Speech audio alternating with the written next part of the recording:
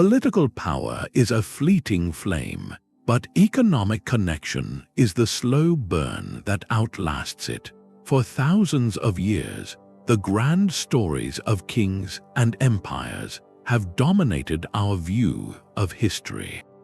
Yet moving quietly beneath those stories were the real architects of regional power, the merchant networks. These were not simple traders. They were sophisticated, borderless systems built on trust and information, and they possessed a superpower empires could scarcely understand. They knew how to survive. By the end of this exploration, you will understand the hidden formula that allowed these commercial webs to thrive for centuries while the kingdoms around them crumbled into dust. How did a family of bankers in Italy wield more influence than a king? What allowed a community of merchants in the desert to control the fate of gold and salt for 1,000 years? We are about to trace the journeys of these persistent networks, from the ancient Mediterranean to the Indian Ocean, to uncover the strategies that made them immortal. What does it truly mean to hold power in a world that is always changing? To understand their power, we must first see them clearly. An ordinary merchant travels a route. An empire transcending network builds a world. It is a living organism, not a single business. Its strength lies not in a fortress or a flag, but in a web of human relationships stretched across vast distances. These networks were often built by diaspora communities, groups of people living far from a traditional homeland, bound together by shared language, faith, or ethnic identity. They created pockets of trust in a world full of strangers. A merchant from this network could arrive in a distant port and find not suspicion but a cousin, a fellow believer, someone who honored the same codes of conduct. This was their first superpower, a built-in system of verification and credit that no royal decree could ever replicate. Within these communities, they developed sophisticated tools that empires would take centuries to invent. They used bills of exchange, which were like early checks, allowing wealth to move across borders without the peril of moving actual coins. They created partnerships that spread risk across many voyages, not just one. Their ledgers were maps of human connection, tracking debts and favors across generations. But perhaps their most crucial characteristic was a deliberate political neutrality, or more accurately, a profound adaptability. An empire demands loyalty to one crown, one set of laws, one rigid hierarchy. A merchant network, however, survives by being useful to all crowns. They served the Sultan in Cairo, the king in Valencia, and the prince in Delhi, not out of patriotism but out of pragmatism. Their loyalty was to the flow of goods and information itself. This created a fundamental difference in structure, one that explains their incredible longevity. An empire is centralized and territorial. It is a massive tree drawing strength from its roots in a specific land. When the trunk is cut, the whole tree falls. A merchant network is decentralized and fluid. It is more like a field of grass connected by an unseen root system.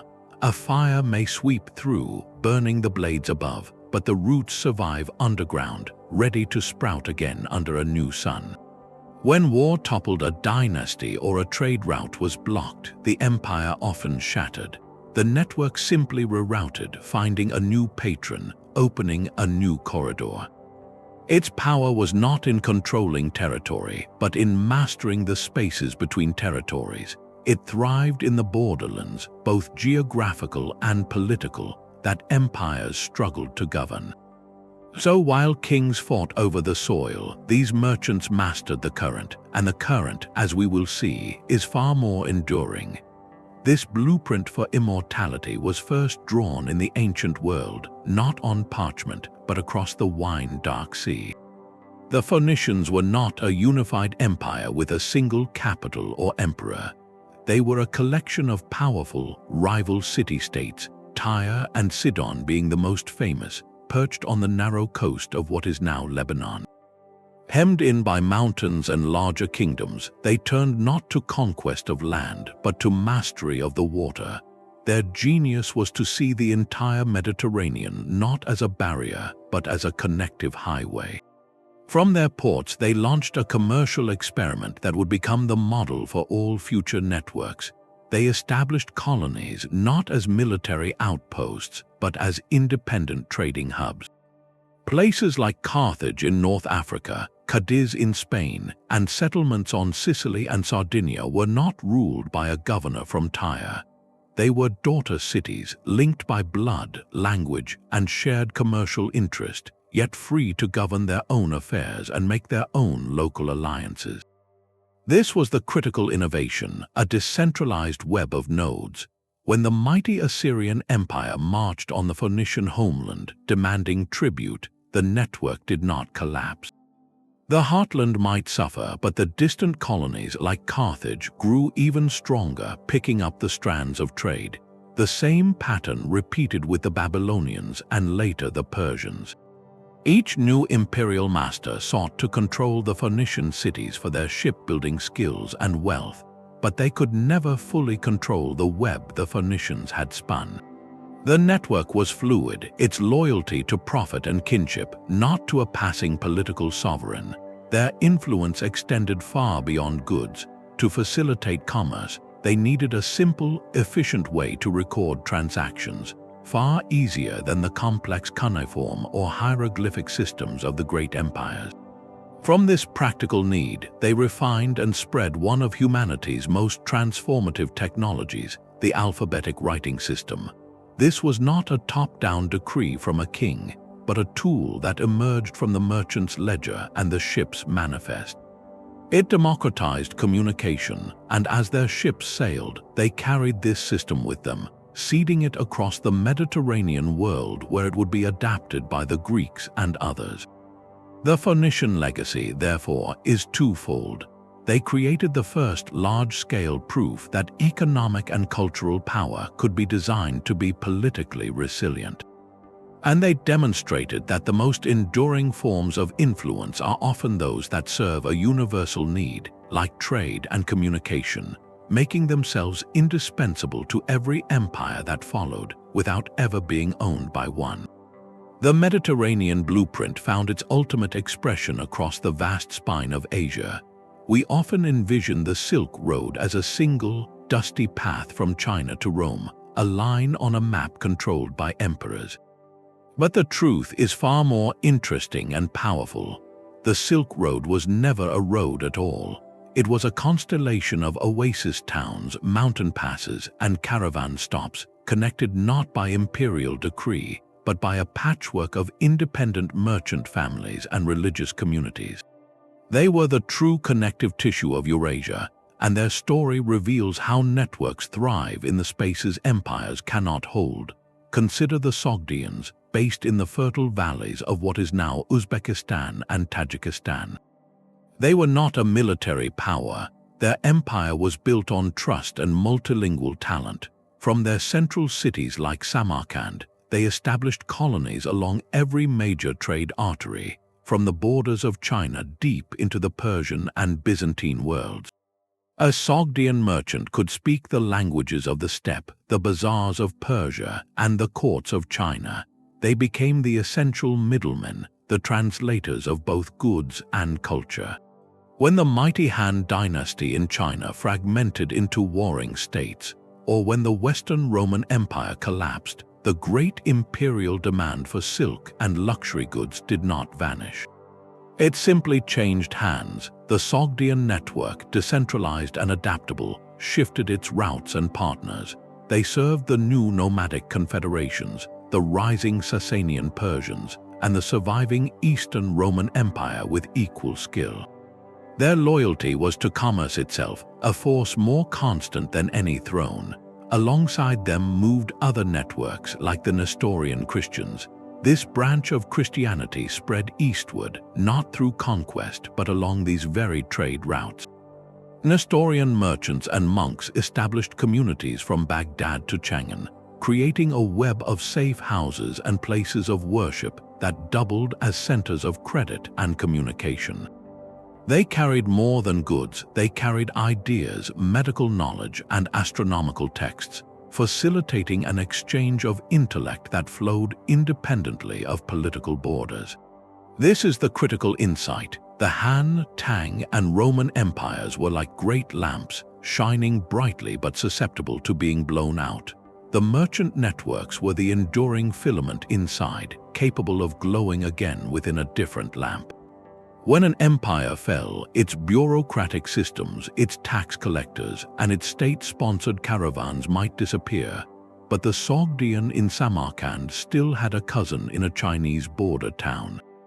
The Nestorian monastery in a Central Asian oasis still honored an agreement with a counterpart in Mesopotamia. The personal bonds, the credit relationships, the shared commercial language, these survived the political storm. They provided the continuity that empires could not. These networks did not just transport silk and spices, they performed a quiet, world-shaping alchemy. They were the medium through which papermaking traveled from China to the Islamic world, where it would later revolutionize Europe. They carried Buddhist scriptures from India into Central Asia and China, adapting the faith as they went. Their power was not in ruling the oasis, but in making the oasis indispensable to every ruler who passed through. They mastered the art of being useful, and in a fractured world, usefulness is the most valuable currency of all. While empires rose and fell along the Silk Road, another network was quietly weaving a web across an even wider world. From the bustling markets of Baghdad to the quiet ports of southern France, a remarkable group of Jewish merchants known as the Radhanites mastered the art of global trade during the early Middle Ages, from roughly the 8th to the 10th centuries. Their story is perhaps the purest example of a network existing entirely in the spaces between powers, a testament to the resilience of diaspora and commercial intellect. The Radhanites were not a single company or a formal guild. They were a fluid association of merchants bound by shared faith and law, operating across a staggering geographic range. Their documented routes connected the Christian kingdoms of Western Europe through the Islamic heartlands of the Middle East, all the way to the distant markets of India and China. They carried goods that defined the era, moving spices, silks, and jewels from the east to the west, and in return taking frankincense, swords, and even enslaved individuals from Europe to the markets of the Caliphate. This last point requires our careful attention as it touches on a difficult aspect of the historical economy. The Radhanites, like virtually all major trading entities of their time, participated in systems of human servitude that were a tragic and widespread feature of the medieval world. Historians note that their role was as transporters within this existing system, not its creators, moving individuals acquired through conflict or other means from one region to another as a commodity. To discuss this is to acknowledge a profound hardship embedded within the era's economic structures. Yet, even within this challenging context, the Radhanites' primary legacy lies not in any single commodity, but in their revolutionary methods. Their true traded goods were trust and information. To move across such politically and religiously fractured territories, they developed tools that made them indispensable. They were famously multilingual, fluent in Arabic, Persian, Romance languages, and more. This allowed them to negotiate directly with caliphs, kings, and local traders, eliminating the need for costly and unreliable intermediaries. More importantly, they perfected the use of early financial instruments. A Radhanite merchant could deposit coins with a trusted associate in, say, the city of Cordoba in Spain. In return, he would receive a sealed letter of credit, a piece of paper that represented a promise of payment. He could then travel the entire length of his dangerous journey to Baghdad or beyond, and present that letter to another associate in the Jewish diaspora community, there to receive local currency. This meant wealth could travel invisibly, safe from bandits and corrupt officials, flowing on a current of communal trust that no border could stop. this system relied entirely on the global diaspora community. In every major city along their routes, from Cairo to Kabul, there existed a Jewish quarter where a traveling Radhanite could find not just shelter, but a familiar legal framework, a shared ethical code, and immediate access to credit and market intelligence. This made them the ideal neutral carriers for sensitive communication as well. Historical accounts suggest they even served as informal couriers for diplomatic messages between the Carolingian Empire in Europe and the Abbasid Caliphate in Baghdad, two powers that had no direct diplomatic ties. Their neutrality was their armor. When the unified power of the Carolingian Empire fragmented after Charlemagne, and when the Abbasid Caliphate later began its political decline, the Radhanite network did not crumble with them. They were not tied to any one empire's fortunes. They were a permanent service layer, a circulatory system for the medieval world's economy and information, adaptable to whoever held local power.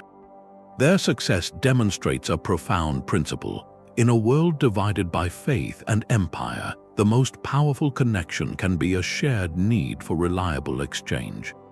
The Radhanites fulfilled that need so completely that they became a silent, sustaining force, outliving the very empires whose elites relied on their services. This decentralized model of survival would find one of its most sophisticated expressions not in a desert caravan, but in a purpose-built city of merchants. In the early 17th century, the Safavid ruler of Persia, Shah Abbas I, forcibly relocated thousands of Armenian families from their historic homeland to a new suburb of his capital, Isfahan. He named it New Jolfa. On the surface, this was a story of displacement, a community uprooted. But what emerged from this hardship was something extraordinary, a merchant republic without borders.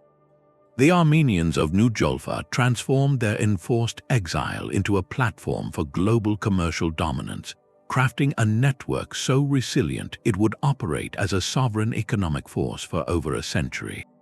Their secret weapon was an intricate social and financial architecture built entirely on kinship. At its core was the family trust known as the Komenda. This was not a simple business partnership.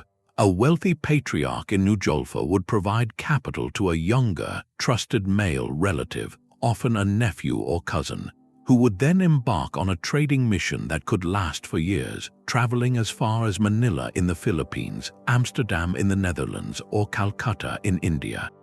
The agent kept a detailed ledger of all transactions, and upon his return, the profits were split according to a pre-arranged formula. This system bound the entire network together with ties of blood and shared financial destiny. It created a built-in mechanism of trust that made elaborate contracts and enforcement by distant kings unnecessary. Your word to your family was your bond, and your family's reputation was your most valuable asset. This kinship structure allowed them to establish permanent colonies called khanas in dozens of key ports and commercial cities across Eurasia. Each khana was more than a warehouse. It was a self-contained node of the network, run by a trusted family member. From their base in Safavid Persia, they operated with stunning agility across the three great Islamic empires of the era, the Ottoman, the Safavid, and the Mughal. They carried Persian silk to the Mughal court, Indian diamonds to Ottoman sultans, and European textiles deep into Central Asia. They were the neutral lubricant in the grinding gears of these rival powers. The Shah of Persia granted them something priceless: legal autonomy. In New Jolfa, they governed themselves by their own laws, under their own bishops and civic leaders. This autonomy traveled with them as distant rulers, valuing their commercial utility, often extended similar privileges to their colonies. They could settle internal disputes in their own courts, manage their own finances, and maintain their distinct Christian faith, all while living securely within Muslim-majority empires. This status was not born from military might, but from calculated usefulness. They provided the empires with customs revenue, access to luxury goods and diplomatic intelligence gathered from their far-flung posts. They became, in effect, the external trade department for empires that often viewed direct commerce with Europe with suspicion. Their network was so efficient that it famously outcompeted the various European East India companies in many overland routes, moving goods faster and often with lower overhead. The story of the Armenian network is a masterclass in turning constraint into advantage. Uprooted from a homeland, they did not seek to reclaim territory. They mastered the territory of connection itself. They built a world where family loyalty created global credit, where faith provided a framework for contract law, and where serving multiple masters granted them a form of independence none of those masters could fully control. Their power faded not because their model failed, but because the world around them changed as the age of empire gave way to the age of the nation-state, a new and more rigid form of political organization that had little room for such stateless, fluid commercial nations. Yet, in their time, they proved that the most formidable empire could be one you could not see on a map, an empire of ledgers, kinship, and relentless, adaptable trust. While the Armenian network thrived on family ties, another model of power was emerging from the cold mists of the North Sea. Here, the unit of strength was not the kinship group, but the city itself. The Hanseatic League was something unprecedented, a confederation of merchant guilds and free cities that banded together not for conquest, but for commerce and mutual protection. From roughly the 13th to the 17th century, this league dominated Northern Europe's economy, creating a web of trade so powerful it could bend kings to its will, all without ever raising an army in its own name. Its capital was not a palace but a counting house, and its territory was defined by shipping lanes. The league began humbly, as German merchants from cities like Lübeck and Hamburg sought safe passage for their cargoes of wool, timber, and herring. The Baltic and North Seas were treacherous, plagued by pirates and predatory local lords who demanded exorbitant tolls. The solution was collective action. These merchants formed guilds, and their cities began signing treaties of mutual assistance. If a merchant from Lübeck was robbed in the territory of a Danish count, the entire network could respond by imposing a trade embargo, a collective boycott that could strangle that lord's economy. This was their primary weapon, economic sanctions wielded with surgical precision. They called it a Verhandstung, a total cessation of trade. Faced with the sudden loss of vital goods and tax revenue, even the most belligerent prince was often forced to negotiate on the league's terms. Over time, this cooperative web solidified into a formal alliance of nearly 200 cities and towns, from London in the west to Novgorod in the east. At its heart were four main kontor, or trading posts, which functioned as sovereign commercial enclaves in foreign lands. The most famous was the Steelyard in London, a walled compound where Hanseatic merchants lived under their own laws, stored their goods, and enjoyed tax exemptions granted by the English crown. Similar posts in Bruges, Bergen, and Novgorod operated with the same privileged autonomy. This was the League's genius. It created extraterritorial hubs of economic activity, little islands of Hanseatic law scattered across the map of Europe. Within these posts and member cities, the League developed a common commercial legal code. Disputes between a merchant from Cologne and one from Riga were not settled by a local king's court, which might be ignorant of trade or openly hostile. They were adjudicated by fellow merchants in a Hanseatic court, ensuring judgments were swift, fair, and based on commercial practicality. This created a predictable, trusted environment for business that spanned linguistic and political borders. The League also standardized things like weights, measures, and coinage values across its network, reducing friction and fraud. It even maintained its own fleet of warships, not for expansion, but to patrol sea lanes and clear them of pirates, effectively providing a private security force for its commerce. The true measure of its power, however, was its relationship with formal political authority. The League existed in the shadow of the Holy Roman Empire, a complex patchwork of duchies, bishoprics, and kingdoms. It was not a part of this empire in any administrative sense, nor was it a subject. It was a parallel power structure. The League negotiated treaties directly with kings of England, Denmark, and Russia as a sovereign entity. When it went to war, it was a war for trade rights, not territory. In the 1370s, the League fought a successful conflict against the Kingdom of Denmark to secure free passage through the Sound, the critical strait connecting the Baltic to the North Sea. The resulting Treaty of Stralsund was a landmark, forcing the Danish king to grant the League significant influence over the succession to his own throne and the right to veto Danish treaties. Imagine a modern corporation dictating clauses in a nation's constitution, and you begin to grasp the Hanseatic League's clout. For centuries, this network of cities proved more resilient than the kingdoms around it. Its loyalty was to the Stad Luft macht frei, the old saying that city air makes one free. Its citizens identified as Hanseatic merchants first, and subjects of a distant duke or king a distant second. The League declined not from military defeat, but from the slow shift of global trade routes and the rise of powerful, centralized nation-states like England and the Netherlands, which could finally project naval and economic power on their own terms. Yet its legacy is etched into the map of Europe, in the red brick Gothic architecture of Lübeck, and in the very idea that cities, bound by mutual interest, could forge an empire of trade that needed no emperor. Far to the south, where the Indian Ocean meets the African continent, a different kind of network was built not on kinship or city alliances, but on stone and coral. The Swahili coast was a string of independent city-states, from Mogadishu in the north to Kilwa and Sofala in the south. To sail past them was to witness a skyline of minarets and grand houses, a world of startling sophistication that was the product of a unique fusion. This was not an empire imposing its culture, but a commercial civilization that grew from the meeting of the interior and the ocean.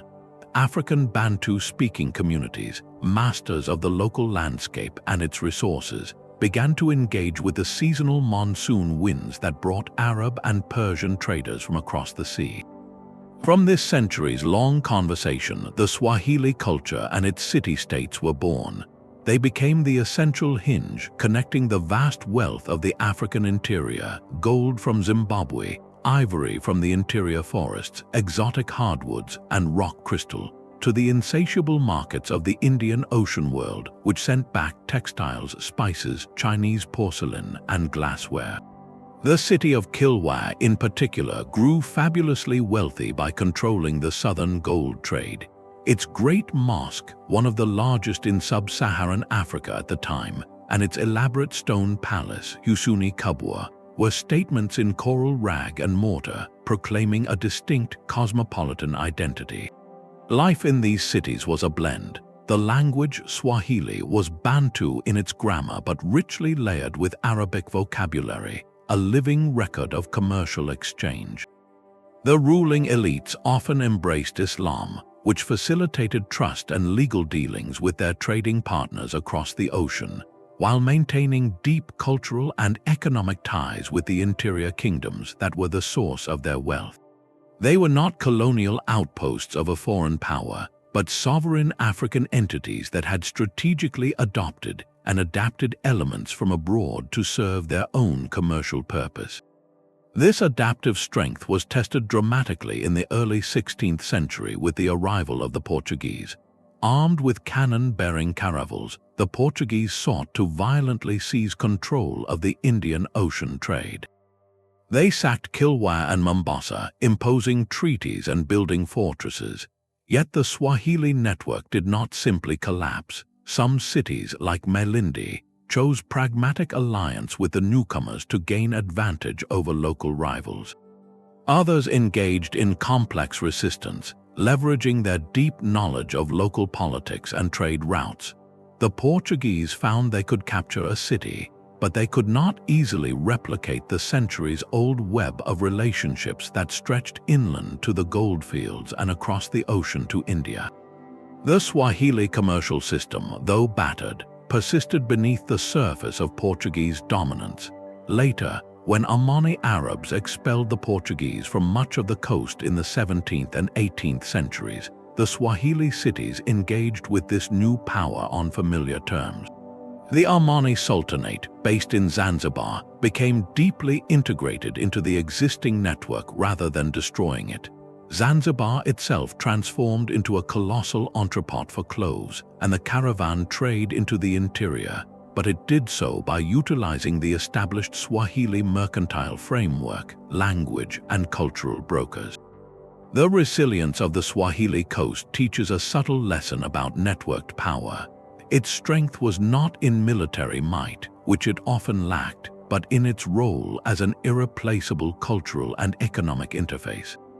It was the only place where the deep resources of Africa could be reliably translated into the commercial language of the Indian Ocean. By becoming that essential translator, a civilization built on fusion rather than purity, it ensured its relevance survived the rise and fall of every external power that sailed into its harbors, from sultanates to empires, each finding they needed the network more than the network needed them. Even as city-states rose on the coast, a different kind of commercial empire thrived in the very heart of the Indian subcontinent. Here, political power was famously fluid, with dynasties sweeping in from the north and west, each establishing new capitals and new ruling elites.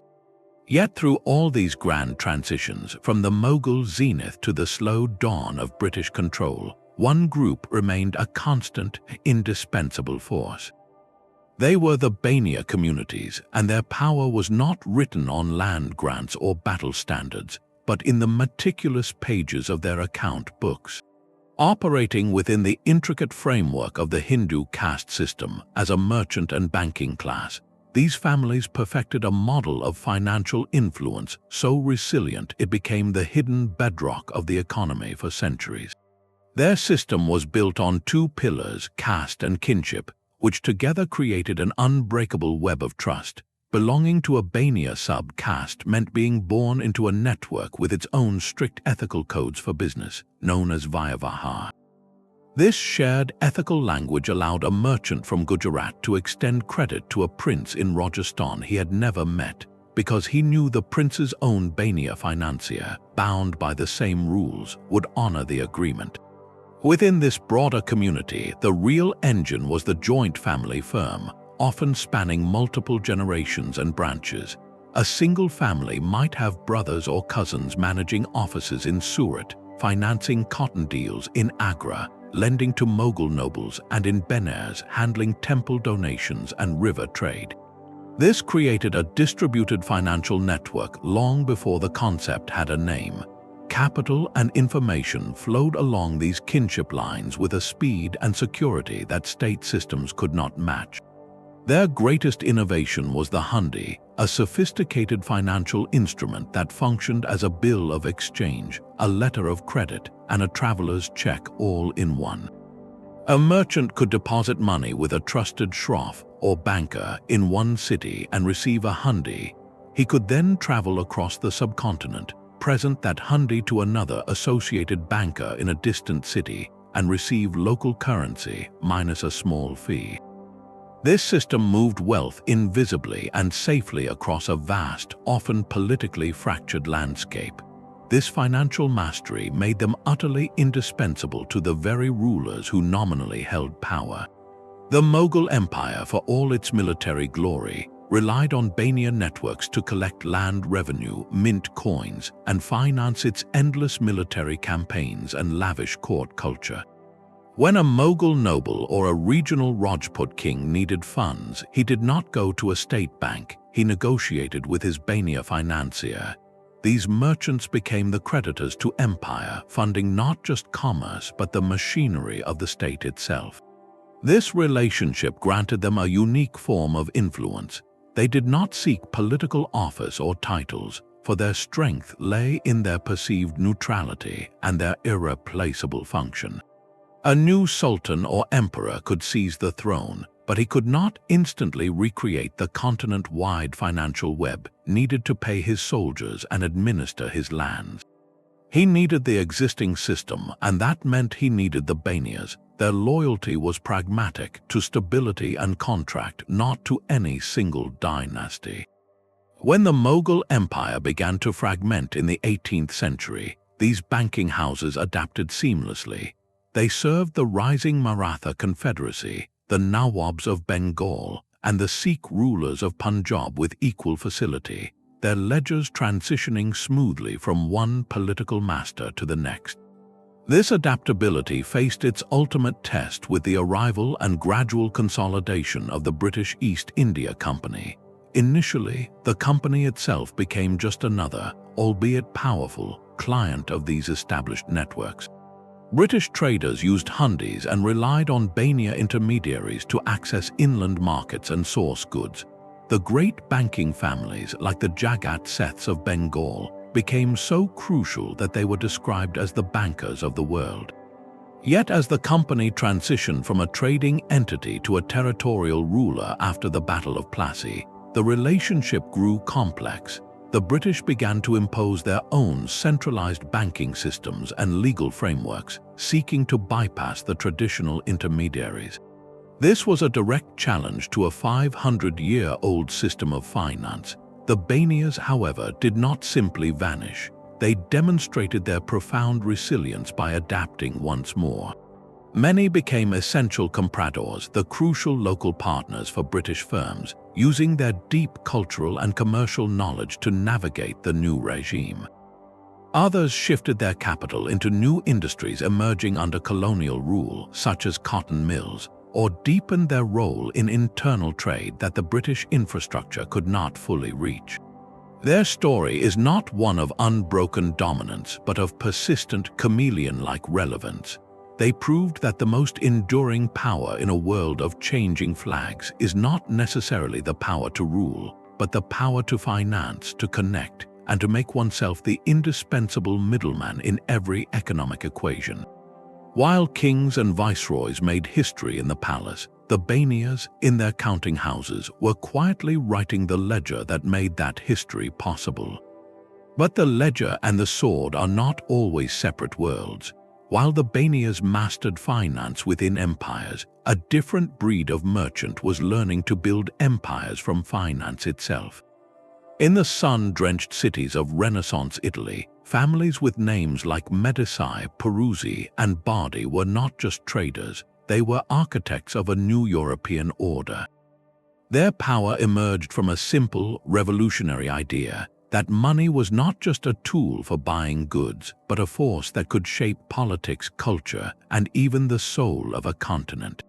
They operated in an era of intense fragmentation, where Italy was a chessboard of rival city-states, each with its own army, its own ambitions, and its own desperate need for cash. This constant state of rivalry created the perfect environment for merchant bankers to become indispensable. The Peruzzi and Bardi families of Florence, for example, grew astronomically wealthy by mastering the trade in English wool and Flemish cloth. But their true business was credit. They became the primary bankers to the kings of England and Naples, lending vast sums to fund everything from royal weddings to military campaigns. In return, they received not just interest but the rights to collect customs duties, to monopolize certain trades, and to have their representatives treated with the deference of ambassadors. They built the first true multinational corporations with a network of branch offices called fondaci, stretching from London to Cyprus to Jerusalem.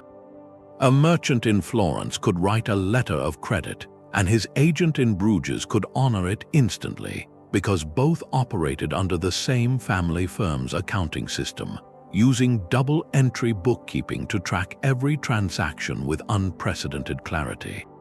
This created a web of financial intelligence that was faster and often more accurate than any royal courier service, but lending to kings was a perilous game.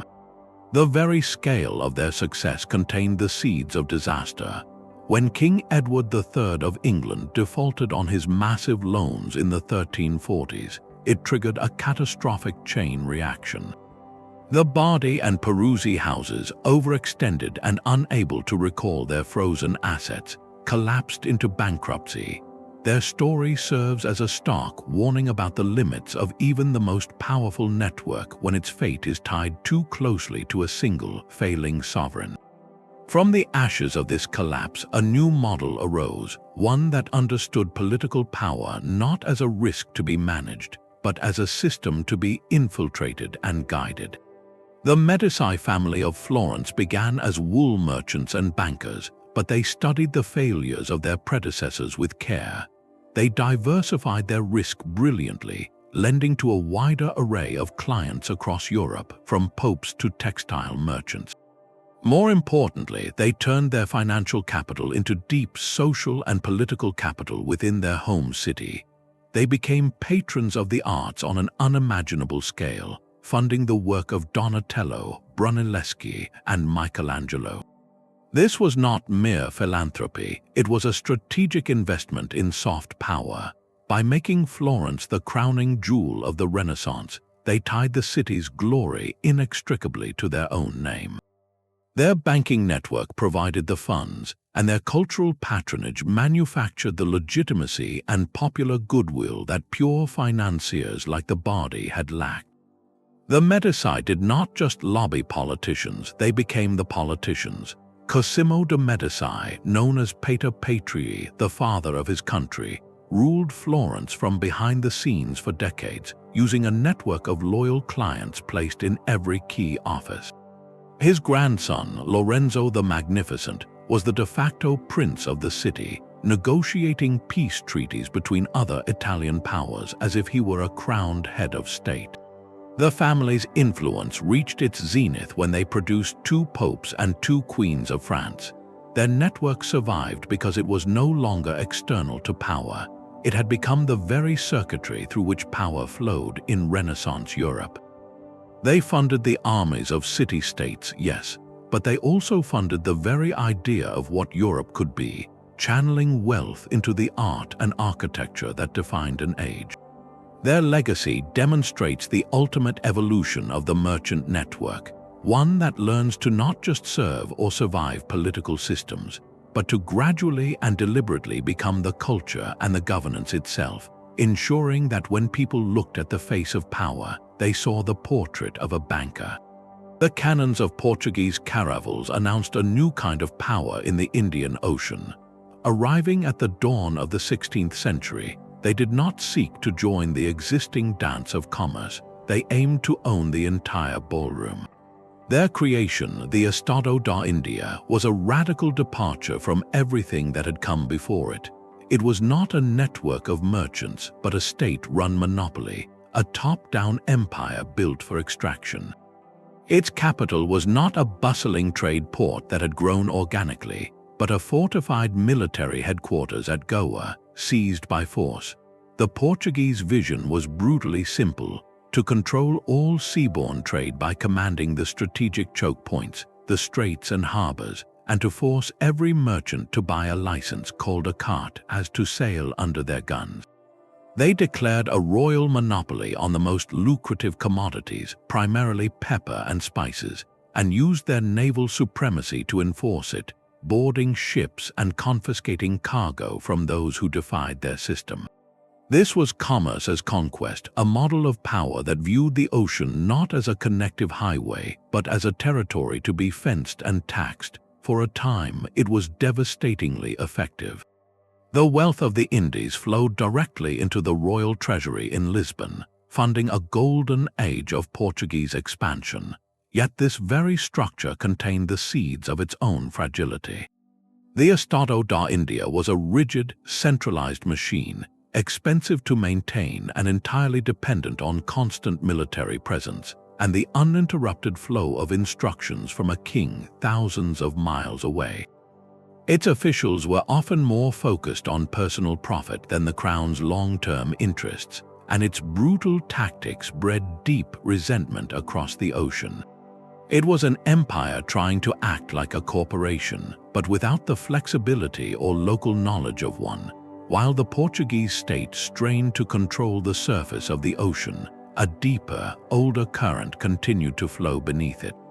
The Gujarati merchants from India's west coast, the Malay traders of the archipelago, and the Chinese diaspora networks had been weaving the Indian Ocean's commercial fabric for centuries. Theirs was the opposite model, bottom-up, decentralized, and built on relationships, not cannons. A Gujarati Vanika, or merchant, operated within a vast web of caste and kinship.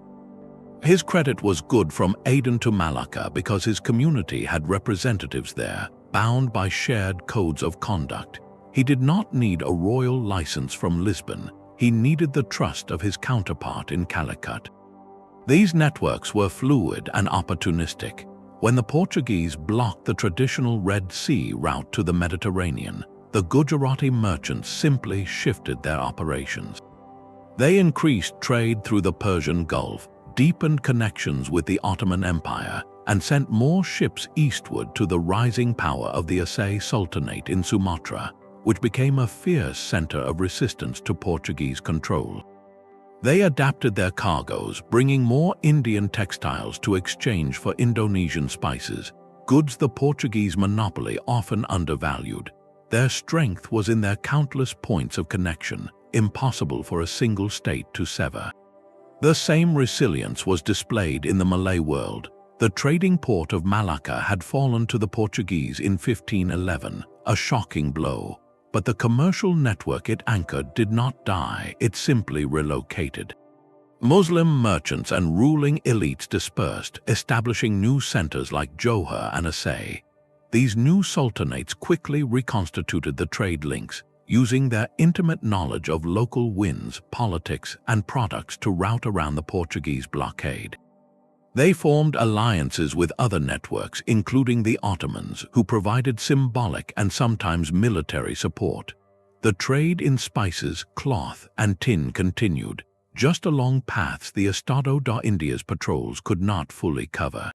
From the east, Chinese merchant communities, particularly after the Ming dynasty's official voyages ended, continued their private trade throughout Southeast Asia. Settling in places like Manila, Hoi An, and later Batavia, they acted as crucial intermediaries, connecting the markets of Fujian province with the produce of the archipelago and the silver of the Americas.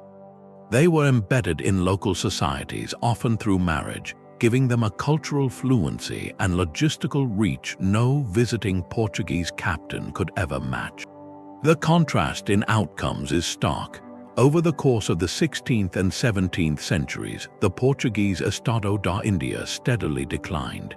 It was bled dry by constant warfare, rampant corruption, and the crippling cost of maintaining its far-flung fortresses. It was outmaneuvered by the next wave of European monopoly companies, like the Dutch East India Company, which ironically adopted a more hybrid and ruthless corporate model. The Portuguese state monopoly cracked under its own rigid weight. The local networks, however, did not just survive, they evolved. Gujarati merchants became essential financiers and suppliers to the Mughal Empire, and later worked with the English East India Company. The Malay trading kingdoms, though their political power waxed and waned, kept the routes of regional commerce alive. The Chinese diaspora became the economic backbone of countless Southeast Asian ports. They succeeded because they were not a single entity to be defeated. They were a pattern, a set of behaviors and relationships that could reform around any obstacle. The Portuguese tried to build a dam across the river of Indian Ocean trade. For a moment, the water pooled behind it, but the river, finding 1,000 tiny cracks and alternative channels, simply flowed around it, following the ancient, patient logic of connection that empires, in their hunger for control, so often fail to understand. The rigid state monopoly of the Portuguese was a warning to the next wave of European arrivals. To conquer the spice trade, a new kind of entity was required, one that could wield both the sword and the ledger with equal ruthlessness. In the year 1602, a collection of rival Dutch trading companies merged under a single revolutionary banner, the Verenigd Oostindische Compagnie, the Dutch East India Company. This was not merely a business, nor was it simply an arm of the state. It was a hybrid creature, a sovereign corporation granted powers that blurred every line between commerce and conquest. The Dutch government gave it a 21-year monopoly on trade east of the Cape of Good Hope, but more critically, it granted the company the authority to build fortresses, wage war, negotiate treaties, and administer justice in its own name. For the first time in history, a private firm could legally raise armies, mint coins, and imprison people, all in pursuit of shareholder dividends. This structure created a machine of staggering efficiency and chilling focus. While the Portuguese Estado answered to a distant king with shifting European priorities, the VOC answered to its Heeren Invention, the Lord 17, a board of directors in Amsterdam whose sole metric was profit. This laser focus on the bottom line gave the company a flexibility and a longevity that often surpassed the Dutch Republic itself. It could make swift, pragmatic decisions on the ground without waiting for bureaucratic approval from the homeland.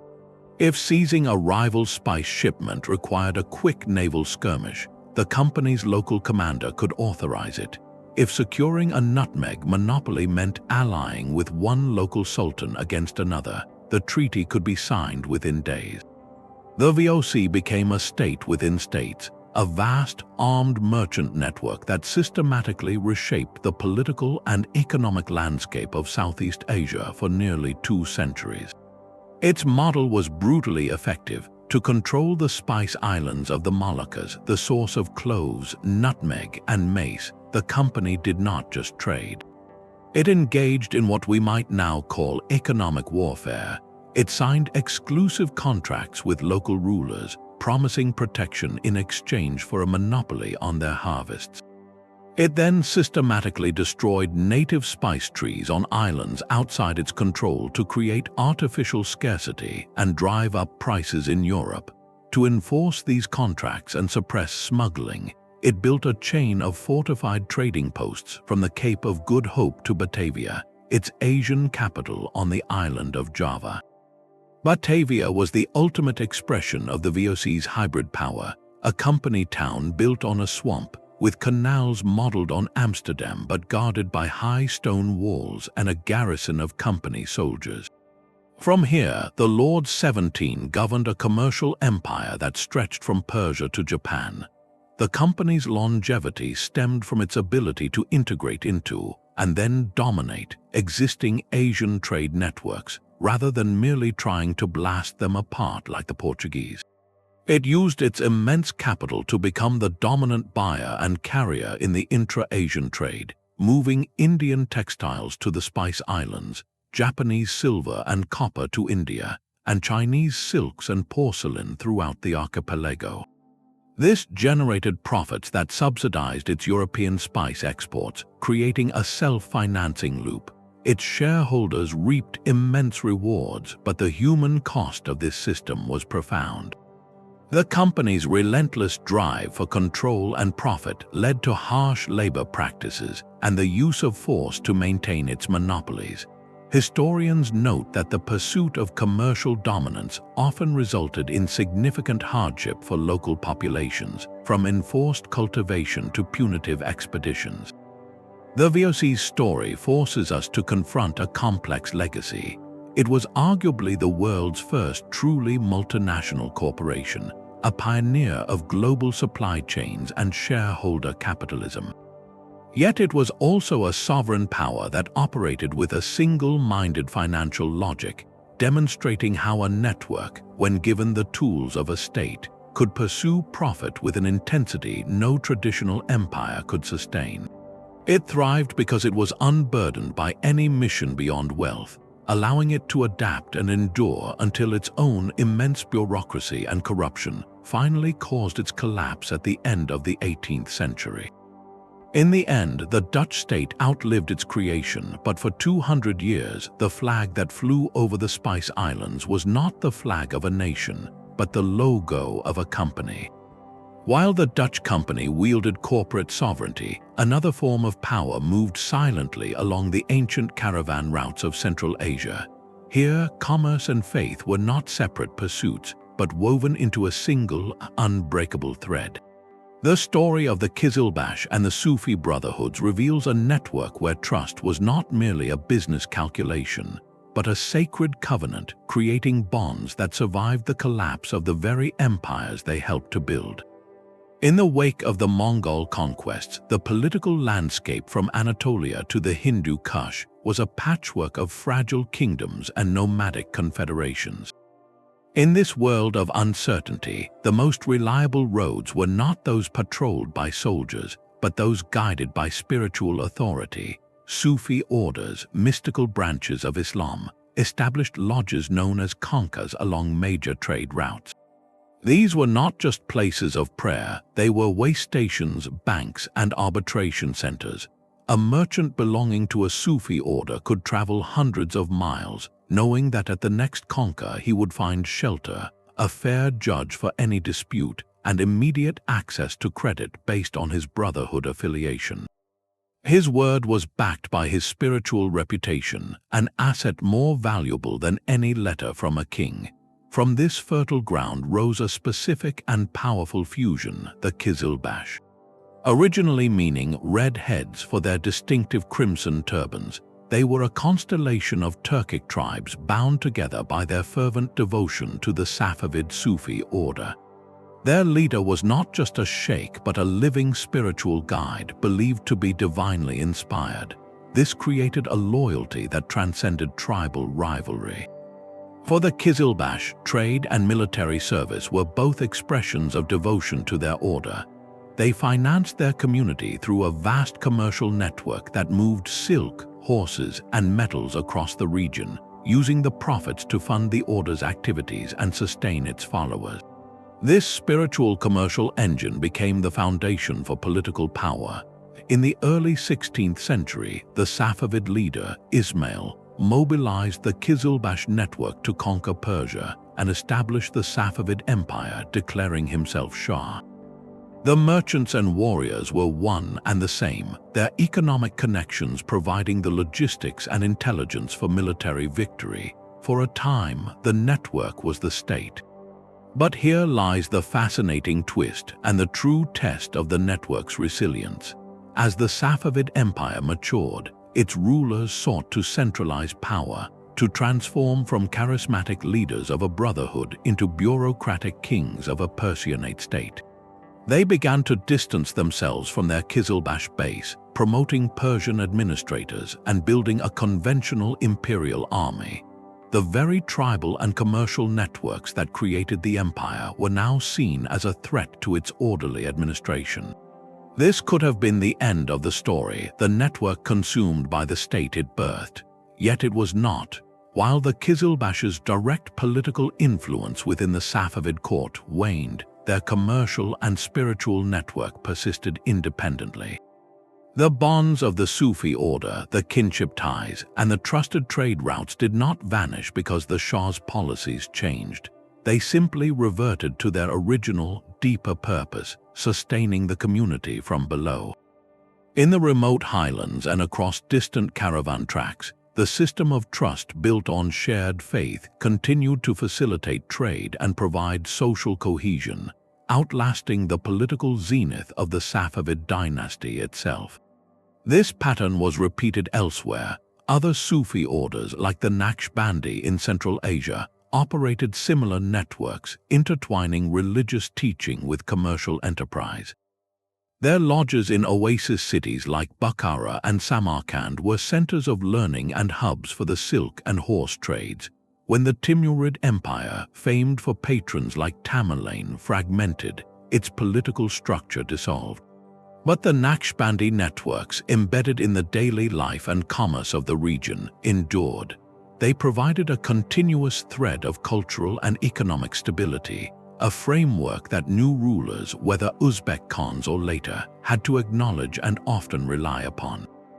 The legacy of these spiritual commercial networks is a profound lesson in the nature of enduring power. They demonstrate that the strongest bonds are often those that fulfill multiple human needs simultaneously: the need for meaning, the need for community, and the need for material security. An empire can tax you and command you, but a network that connects your livelihood to your deepest beliefs earns a loyalty that no imperial edict can easily break or replace.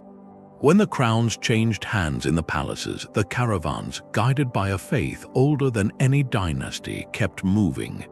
The desert was not an empty wasteland, but a golden sea navigated by masters of the sand. While empires rose and fell in the fertile lands to the north and south, a different kind of power held absolute dominion over the vast, sun-scorched expanse of the Sahara. This was the realm of the Trans-Saharan Caravan networks, and their captains were the Tuareg and other Berber peoples. They did not build cities of stone, but they built something more enduring, a logistical empire of knowledge and endurance that made them the uncontested lords of the most forbidding trade route on earth. Their story is one of environmental mastery turned into unshakable economic power. For over 1,000 years, these networks functioned as the sole bridge between the incredible wealth of West Africa and the markets of the Mediterranean world. The caravans, sometimes numbering thousands of camels, moved in a silent, disciplined procession across dunes and rocky plateaus. They carried northward the treasures that made legends: gold from the mines of the Akan forests, ivory from the interior, and enslaved individuals, a tragic and widespread component of the pre-modern economy. In return, they brought southward salt, mined from the heart of the desert itself, along with textiles, books, and copper from the Maghreb. The trade was monumental in scale, but its true secret lay not in the goods, but in the people who moved them. The Tuareg, often called the Blue People for their indigo-dyed robes, were not merely guides. They were the architects of the entire system. Their power stemmed from a profound symbiosis with the desert. They knew the location of every hidden well, every patch of grazing, every navigational star. They understood the moods of the sand and the patterns of the wind. This environmental knowledge was a form of capital more valuable than any coin, and it was closely guarded, passed down within clans. But their social structure was equally crucial to their role as middlemen.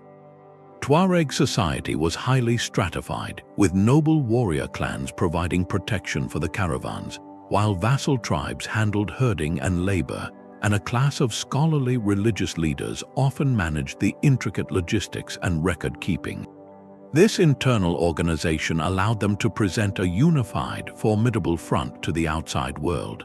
They controlled the desert oases, the only lifelines in the sea of sand, turning them into fortified way stations and toll points.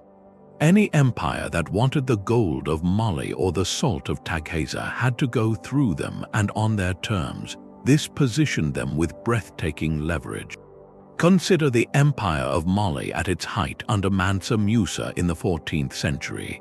His famous pilgrimage to Mecca, with its procession of gold-carrying servants, was only possible because the Tuareg networks allowed his wealth to reach the northern ports.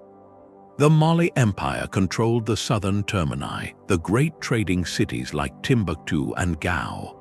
But the several-month journey north to Sijilmassa or Tunis was entirely under the authority of the desert clans. When the Songhai Empire later conquered Mali, the dynamic remained unchanged. The Songhai could tax the goods once they reached the Niger River bend, but they could not control the desert passage. The Tuareg were the indispensable neutral carriers, loyal only to the covenant of safe passage and their own commercial agreements. Their resilience was legendary. Political upheaval in the Maghreb, with dynasties rising and falling, or conflict between the West African empires, might disrupt the flow for a season. But the desert itself was constant, and so were its masters. The network simply adjusted, finding new partners at either end of the route.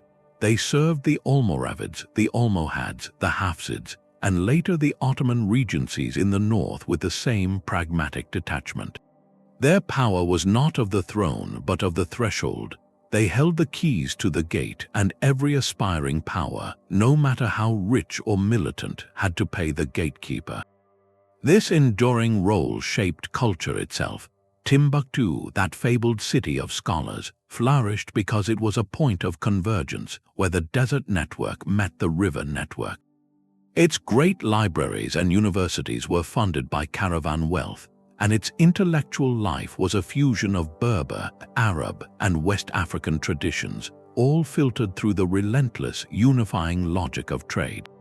The Trans-Saharan networks finally faded not because of a rival empire, but because of a technological shift, the arrival of European ships along the Atlantic coast of Africa, which offered a cheaper, faster route for gold and other goods.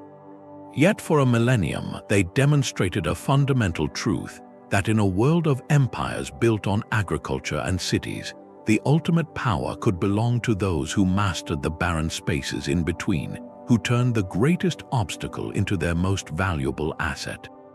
The desert's gatekeepers held power because they understood the landscape better than any king. But when a network built on intimate local knowledge meets an external force with an entirely different logic, the collision can reshape a civilization. This was the fate of the Kingdom of Kongo, a sophisticated and powerful state in West-Central Africa, when Portuguese caravels first appeared off its coast in the late 15th century. The initial contact was not one of simple conquest, but of profound and tragic misunderstanding, a clash between a regional network's way of seeing the world and an imperial machine's hunger for profit. For the Manikongo, the ruler of Congo, the Portuguese arrival was a new and intriguing opportunity. His kingdom was already the center of a vast regional network, built on the trade of raffia cloth, copper, and ivory, and connected by a system of appointed provincial governors and a shared cultural framework. To the Manikongo, the Portuguese were not superior conquerors, but another group of potential partners, another node to be woven into his existing web of power. He saw their goods, especially their textiles, tools, and firearms, as prestigious items that could be controlled and redistributed by the crown to strengthen loyalty among his nobles. He welcomed missionaries, seeing the adoption of Christianity as a way to create a new spiritual bond with these distant allies and to reinforce his own sacred authority. He even sent members of the Congo elite, including his own son, to Portugal for education, aiming to master this new source of knowledge and connection. The Portuguese, however, operated on a different set of rules entirely. They were not there to join a network, but to extract from one. Their primary interest was not in a balanced exchange of goods, but in securing a relentless supply of one specific commodity, human captives for the growing Atlantic slave trade. They viewed the relationship not as a partnership between equals, but as a commercial arrangement with a useful local ruler. The firearms and goods they provided were not gifts to cement an alliance in the Congo sense, but advances on payment intended to create debt and dependency. This fundamental mismatch in intentions set in motion a devastating chain of events. The Portuguese demand for captives was insatiable and commercial, detached from the Congo's traditional, limited practices related to servitude, which were often tied to judicial punishment or status. To meet this foreign demand, Congo nobles, armed with Portuguese weapons, began raiding neighboring territories and even rival factions within the kingdom itself. The royal court's attempt to control and tax this new trade backfired spectacularly. Instead of centralizing power, the slave trade empowered provincial nobles with independent access to Portuguese arms and markets, undermining the authority of the Manikongo. The network logic of the kingdom, which was based on the centralized redistribution of wealth and loyalty, was poisoned by a new, decentralized, and violent commerce that the crown could not contain. The relationship spiraled into conflict, culminating in a disastrous military defeat for the Congo Kingdom at the Battle of Mbwila in 1665, where a fractured Congo faced a Portuguese army allied with rival local forces. The kingdom was shattered, its political cohesion destroyed by the very economic connection it had sought to harness. This tragic history offers a sobering lesson in the transformative and often destructive power of external merchant connections. The Kingdom of Kongo did not fall because it was primitive or weak, but because its leaders, operating on a logic of integrative networking, could not comprehend the extractive, imperial ambition of their new trading partners. They tried to absorb a hurricane into their ecosystem, only to have their entire world torn apart by its force.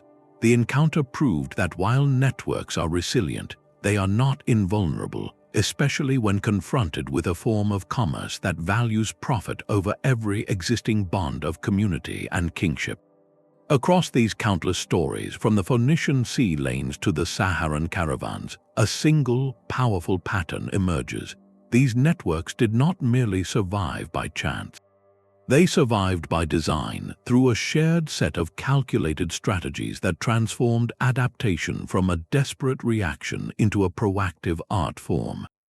Their longevity was not an accident, it was their business model. The first and most visible strategy was a deliberate political neutrality, or more accurately, a profound pragmatism. An empire demands singular loyalty, a devotion to one flag, one ruler, one rigid hierarchy. But a merchant network's loyalty was to the flow itself, to the current of goods and information. This allowed them to serve multiple masters simultaneously, becoming indispensable to all. The Armenian merchants of New Jolfa sold Persian silk to the Mughals, Indian gems to the Ottomans, and European textiles to the Safavids, all while maintaining their own autonomous community. They were the neutral lubricant in the grinding gears of rival empires, valued precisely because they did not take sides. When one political order crumbled, they simply recalibrated their partnerships, their infrastructure and relationships intact. This was not betrayal, it was a premeditated survival mechanism, a way of ensuring that no single dynasty's fall could be their own. Closely linked to this was a deep cultural and social adaptability. These networks mastered the art of becoming locally embedded while remaining globally connected. The Swahili city-states were African, Muslim, and Indian ocean traders all at once, blending Bantu foundations with Arabic commercial practices to create a unique interface that every foreign power needed. The Sogdians were legendary for their multilingualism, acting as cultural translators who could navigate the courts of China, the steppes of Central Asia, and the bazaars of Persia. This adaptability extended to religion, where faith communities like the Jewish Radhanites or the Nestorian Christians used their diaspora networks as frameworks for trust and credit. By being culturally fluid, they could build bridges across civilizational divides, turning difference into opportunity. Perhaps their most ingenious innovation was the creation of private, trust-based legal and financial systems that operated outside of state control. They built parallel worlds of order where royal law was absent, corrupt, or irrelevant. The Hanseatic League developed its own commercial courts and a common legal code for its member cities.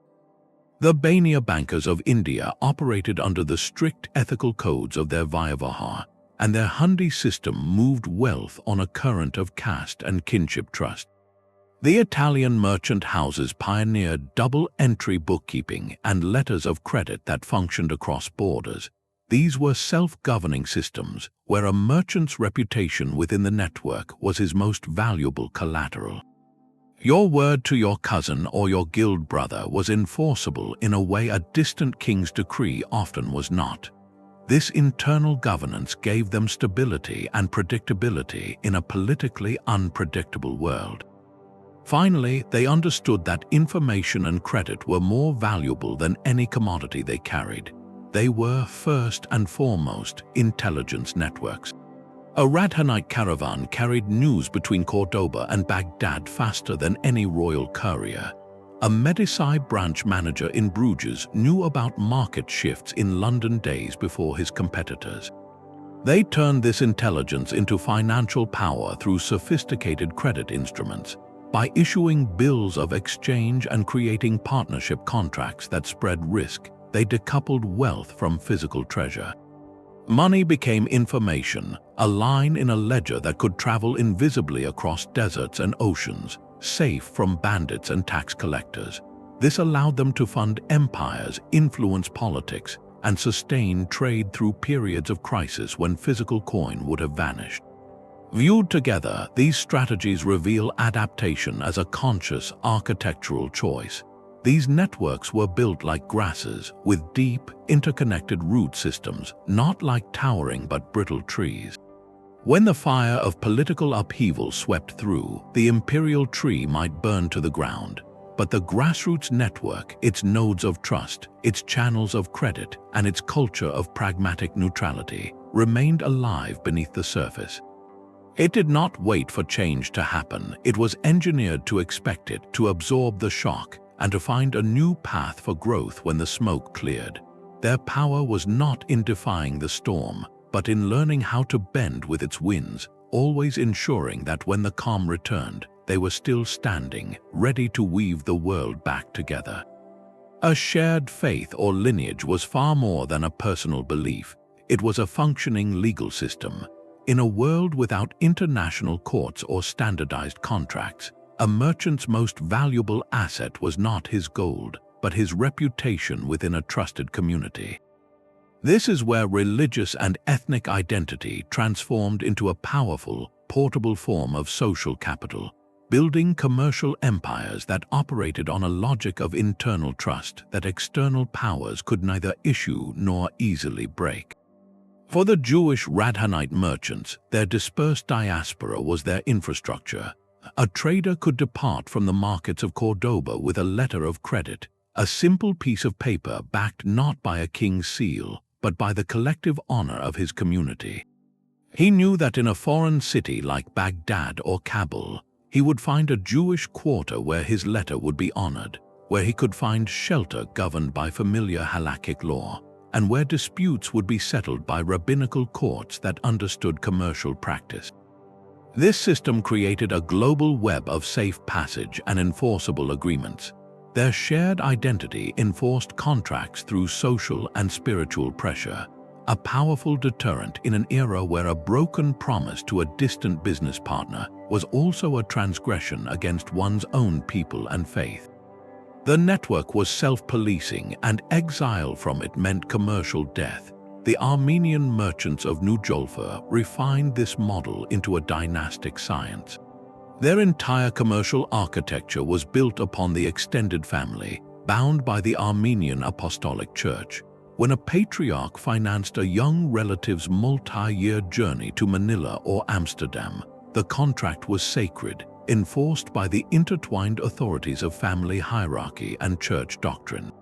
The agent kept meticulous ledgers, knowing his accountability was to his lineage and his eternal soul, not just a faceless investor. This fusion of kinship and faith created a resilience that political upheaval could not unravel. Even when the Safavid Empire that hosted them declined, their network persisted because its bonds were stronger than any political allegiance.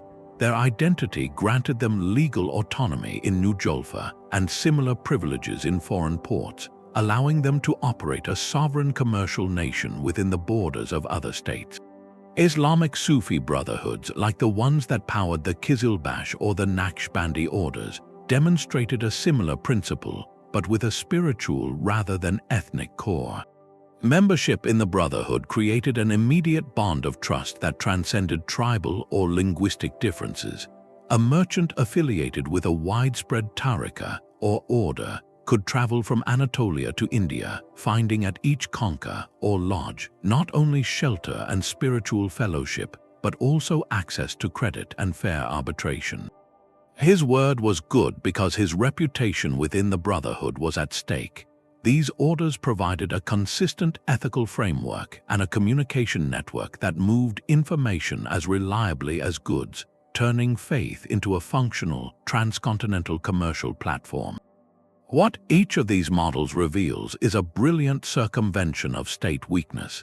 Kingdoms and empires struggled to project consistent legal authority and guarantee security beyond their immediate borders. Their courts were often slow, biased, or ignorant of long-distance trade. Religious and ethnic networks solved this problem by creating their own parallel worlds of law and order.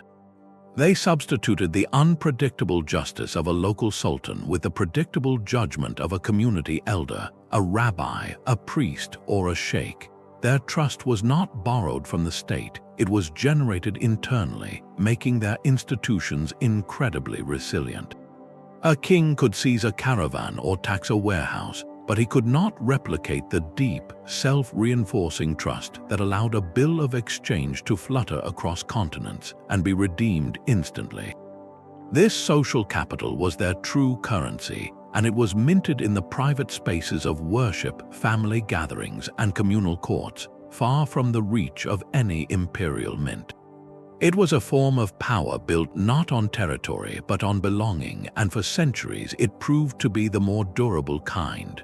Trust was their currency, but they needed tools to make it travel. While empires minted coins of gold and silver, merchant networks engineered something far more revolutionary, a system of invisible finance.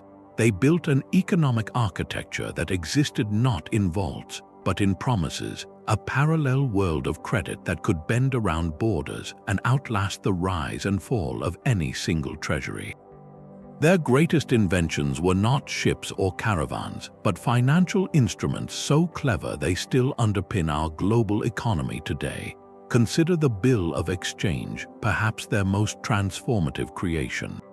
On the surface, it was a simple piece of paper, a written order from one person to another, requiring the recipient to pay a specified sum to a third party at a future date. But its genius was profound. Imagine a merchant in Florence buying wool from England. Instead of shipping chests of heavy, vulnerable gold coins across the Alps and through bandit-infested lands, he could deposit the gold with a local banker. The banker would give him a bill of exchange, a letter of credit. The merchant would then travel to the Great Fair in Champagne, France, and present that bill to the banker's correspondent there, receiving local currency to pay the English wool merchant. Wealth had moved invisibly, safely, and instantly. This tool did more than prevent theft. It decoupled value from physical substance, allowing capital to flow on a current of trust between networked nodes.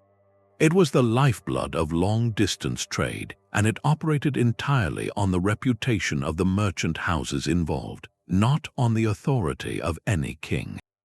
To fund the risky voyages that generated this wealth, they perfected the partnership model. The most famous was the commenda, used extensively by the Italians and later by networks like the Armenians. Here is how it worked. A wealthy, sedentary investor, say a merchant prince in Venice, would provide the capital for a trading voyage. A younger, traveling merchant, often a relative, would contribute his labor and expertise, venturing overseas. Upon the voyage's completion, the profits were split according to a pre-arranged formula, typically 70% to the investor and 30% to the traveler. This was a stroke of financial brilliance. It allowed capital to be mobilized from those who had it to those who could use it, spreading risk across multiple ventures. An investor could fund several commenda contracts with different ships and different agents, ensuring that the loss of one vessel would not ruin him. It democratized opportunity and incentivized success, binding the network together with shared financial destiny. The traveling agent was not a salaried employee. He was a partner with skin in the game, motivated to maximize profit for them both. As trade grew more complex, so did the need to manage its inherent dangers. From this need, the earliest forms of maritime insurance emerged, particularly in the Italian city-states. Groups of merchants would gather to underwrite a voyage, each writing their name and the amount of risk they were willing to assume on a contract beneath the details of the ship and its cargo. This is where we get the term underwriter. For a premium, they would promise to compensate the owner if the ship was lost to storm or piracy. This was not a formal insurance company as we know it, but a mutual agreement among peers within the network. It transformed an unpredictable catastrophe into a calculable business expense, making merchants more willing to fund ambitious, long-distance journeys. Risk was no longer a solitary burden, but a shared responsibility distributed across the web. All of this sophisticated activity required a way to keep track, to see the true financial picture clearly. That clarity arrived with double-entry bookkeeping, systemized by Italian merchants like Luca Pacioli in the late 15th century, though its principles were likely used earlier.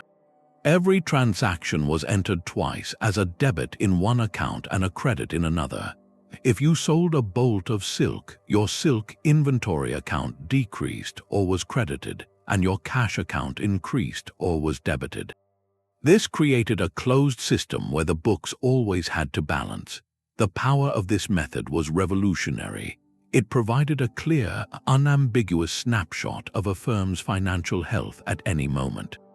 A merchant could see not just if he was making a profit, but precisely where that profit was coming from and where his losses were accumulating. It allowed for better management, smarter investment, and crucially, it built trust with distant partners and investors who could review standardized ledgers.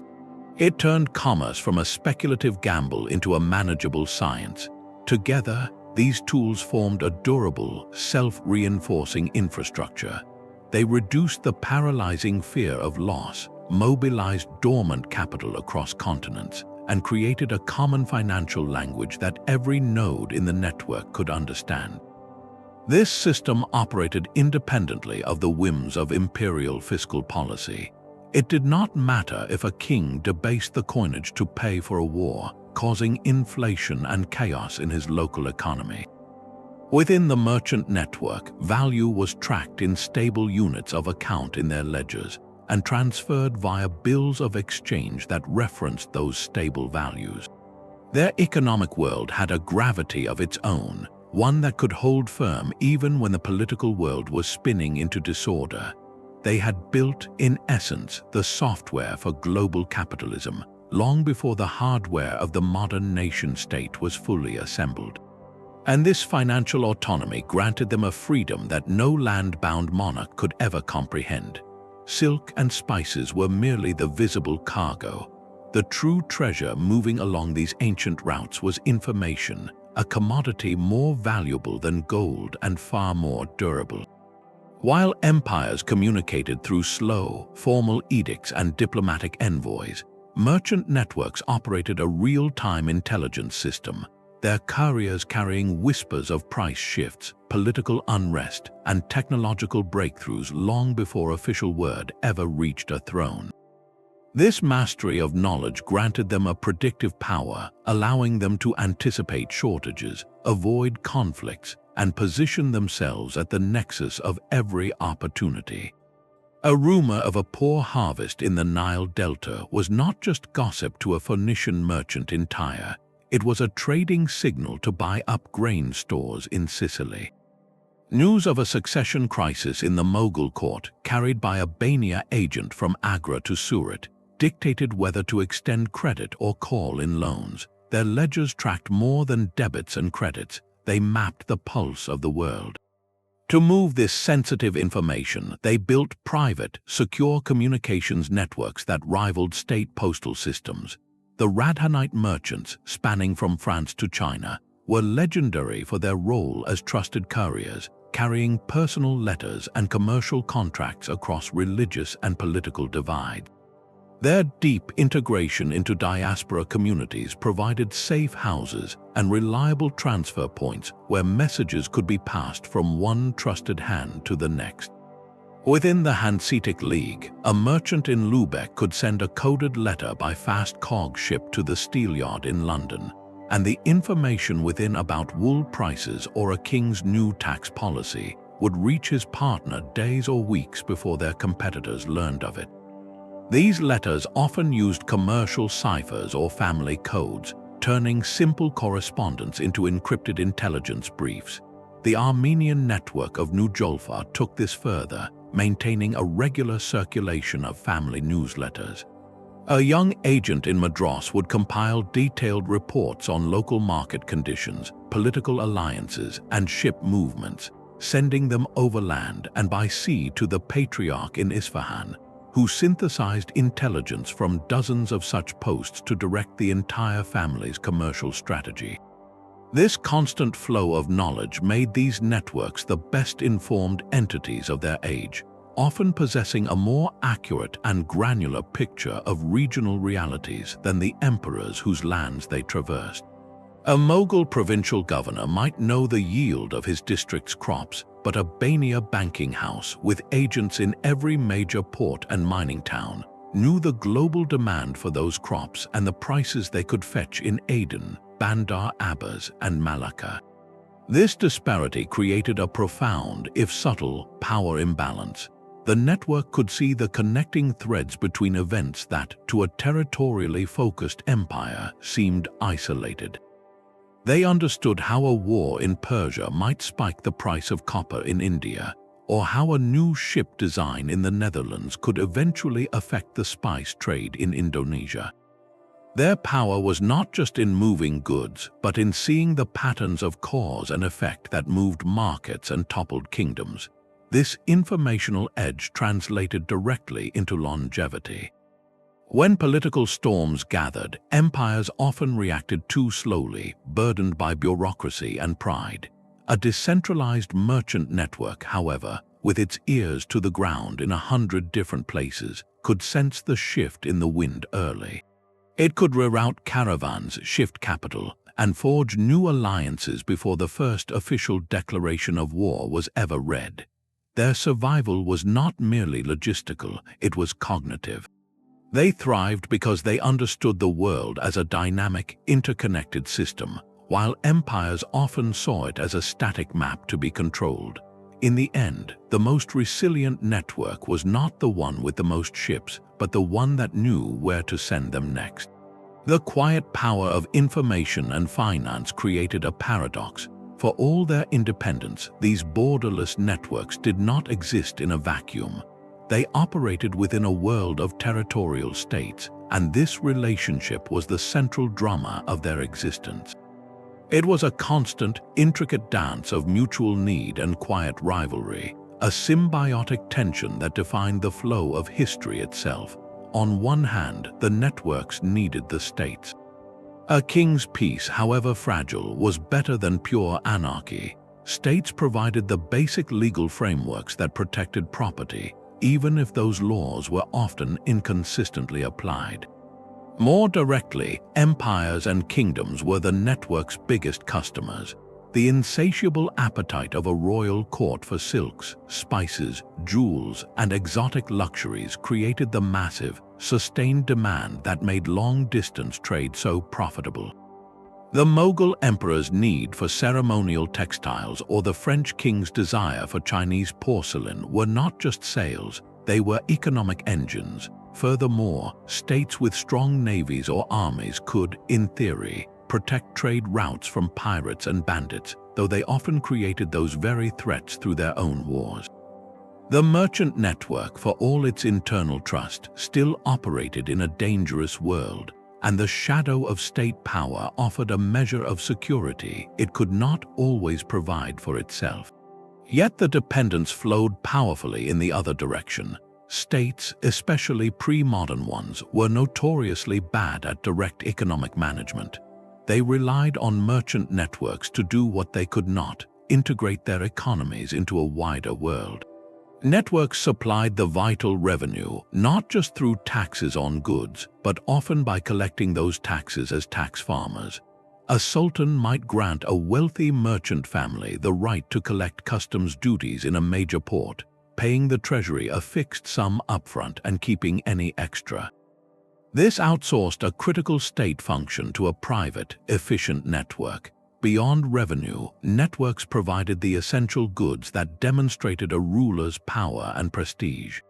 They were the sole source of the gold for the crown, the silver for the coinage, and the luxuries that dazzled foreign ambassadors.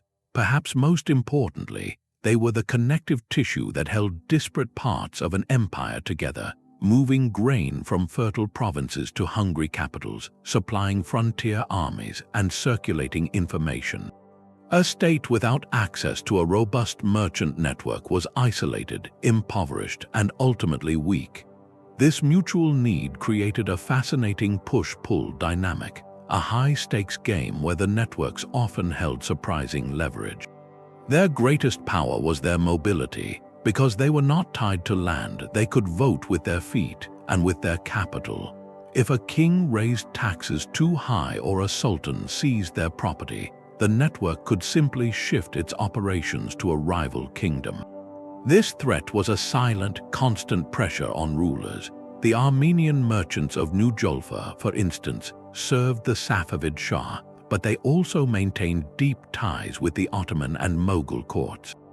If the Shah's demands became too oppressive, they could quietly redirect more of their trade through Aleppo or Surat, draining his treasury. The Hanseatic League's entire strategy was based on this principle, using collective trade embargoes to force concessions from kings of England and Denmark.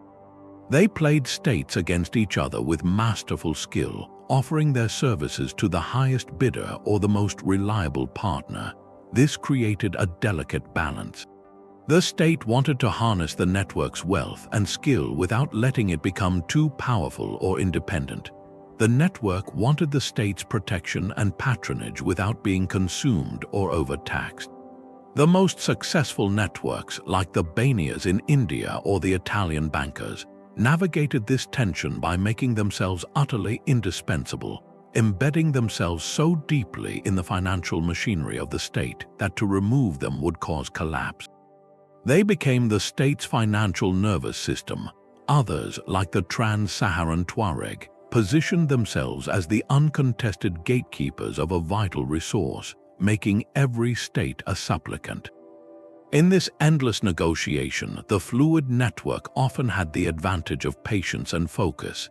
Empires rose and fell, but the need for connection, for goods, for credit remained eternal. The networks, understanding this deeper current, learned to bend with the political winds, ensuring that no matter whose flag flew over the palace, their ledgers would always have the final word. The collapse of an empire is a story told in ruins and shattered crowns, but for the merchant networks woven through its fabric, it was not an ending but a recalibration.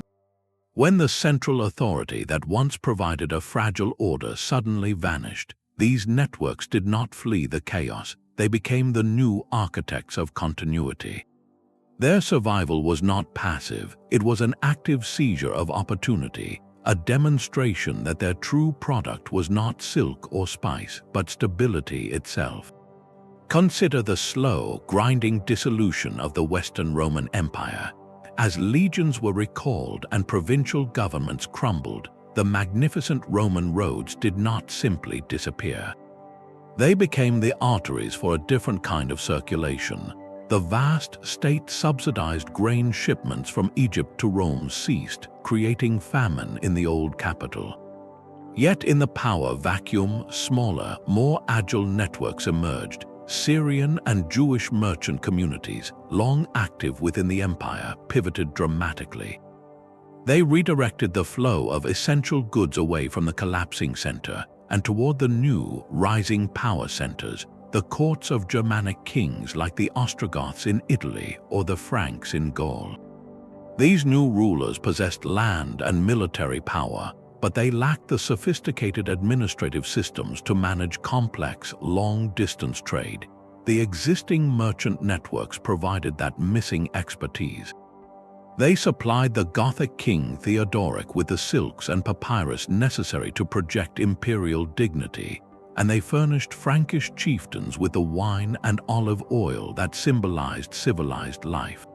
The networks did not rebuild the Roman system. They repurposed its infrastructure for a new, decentralized world, becoming the essential economic advisors to a generation of new rulers who needed to look legitimate. An even more dramatic test arrived with the Mongol conquests of the 13th century. Here was collapse not as a slow decay, but as a terrifying, rapid onslaught. Cities from Baghdad to Kiev were overwhelmed, and entire regional economies were seemingly obliterated. From the perspective of a settled empire, it was an apocalypse. But from the vantage point of a flexible trading network, it was a brutal but comprehensive reorganization. The Mongols, once their conquests were complete, proved to be surprisingly pragmatic patrons of commerce. They hated disorder, and they recognized that a thriving economy filled their coffers. What they needed was a reliable class of administrators and financiers who could operate across their newly unified territories, from the China Sea to the borders of Hungary. Into this vacuum stepped networks like the Uyghurs and, later, a diverse array of Muslim and Central Asian merchants. These groups possessed the cross-cultural literacy the Mongols lacked. They could manage tax collection, set up relay stations for the new Mongol postal system, and facilitate trade across the entirety of the Pax Mongolica, the Mongol Peace. The destruction of the old Islamic Caliphate and the Song dynasty in China had, in fact, removed the middlemen. A merchant caravan could now travel from the Crimean Peninsula all the way to Konbalik, modern Beijing, under a single political authority and with a unified security guarantee. Networks that were agile enough to serve the new Mongol Khans found their geographic reach and influence expanding exponentially. They were not rebuilding a fallen world, they were building the connective tissue for a new one that was larger than any empire before it. This pattern repeats with haunting consistency. Following the collapse of the classical Maya city-states in Mesoamerica, long-distance trade in obsidian, jade, and cacao did not cease. It shifted, moving along different routes and serving new centers of power that emerged from the fragmentation.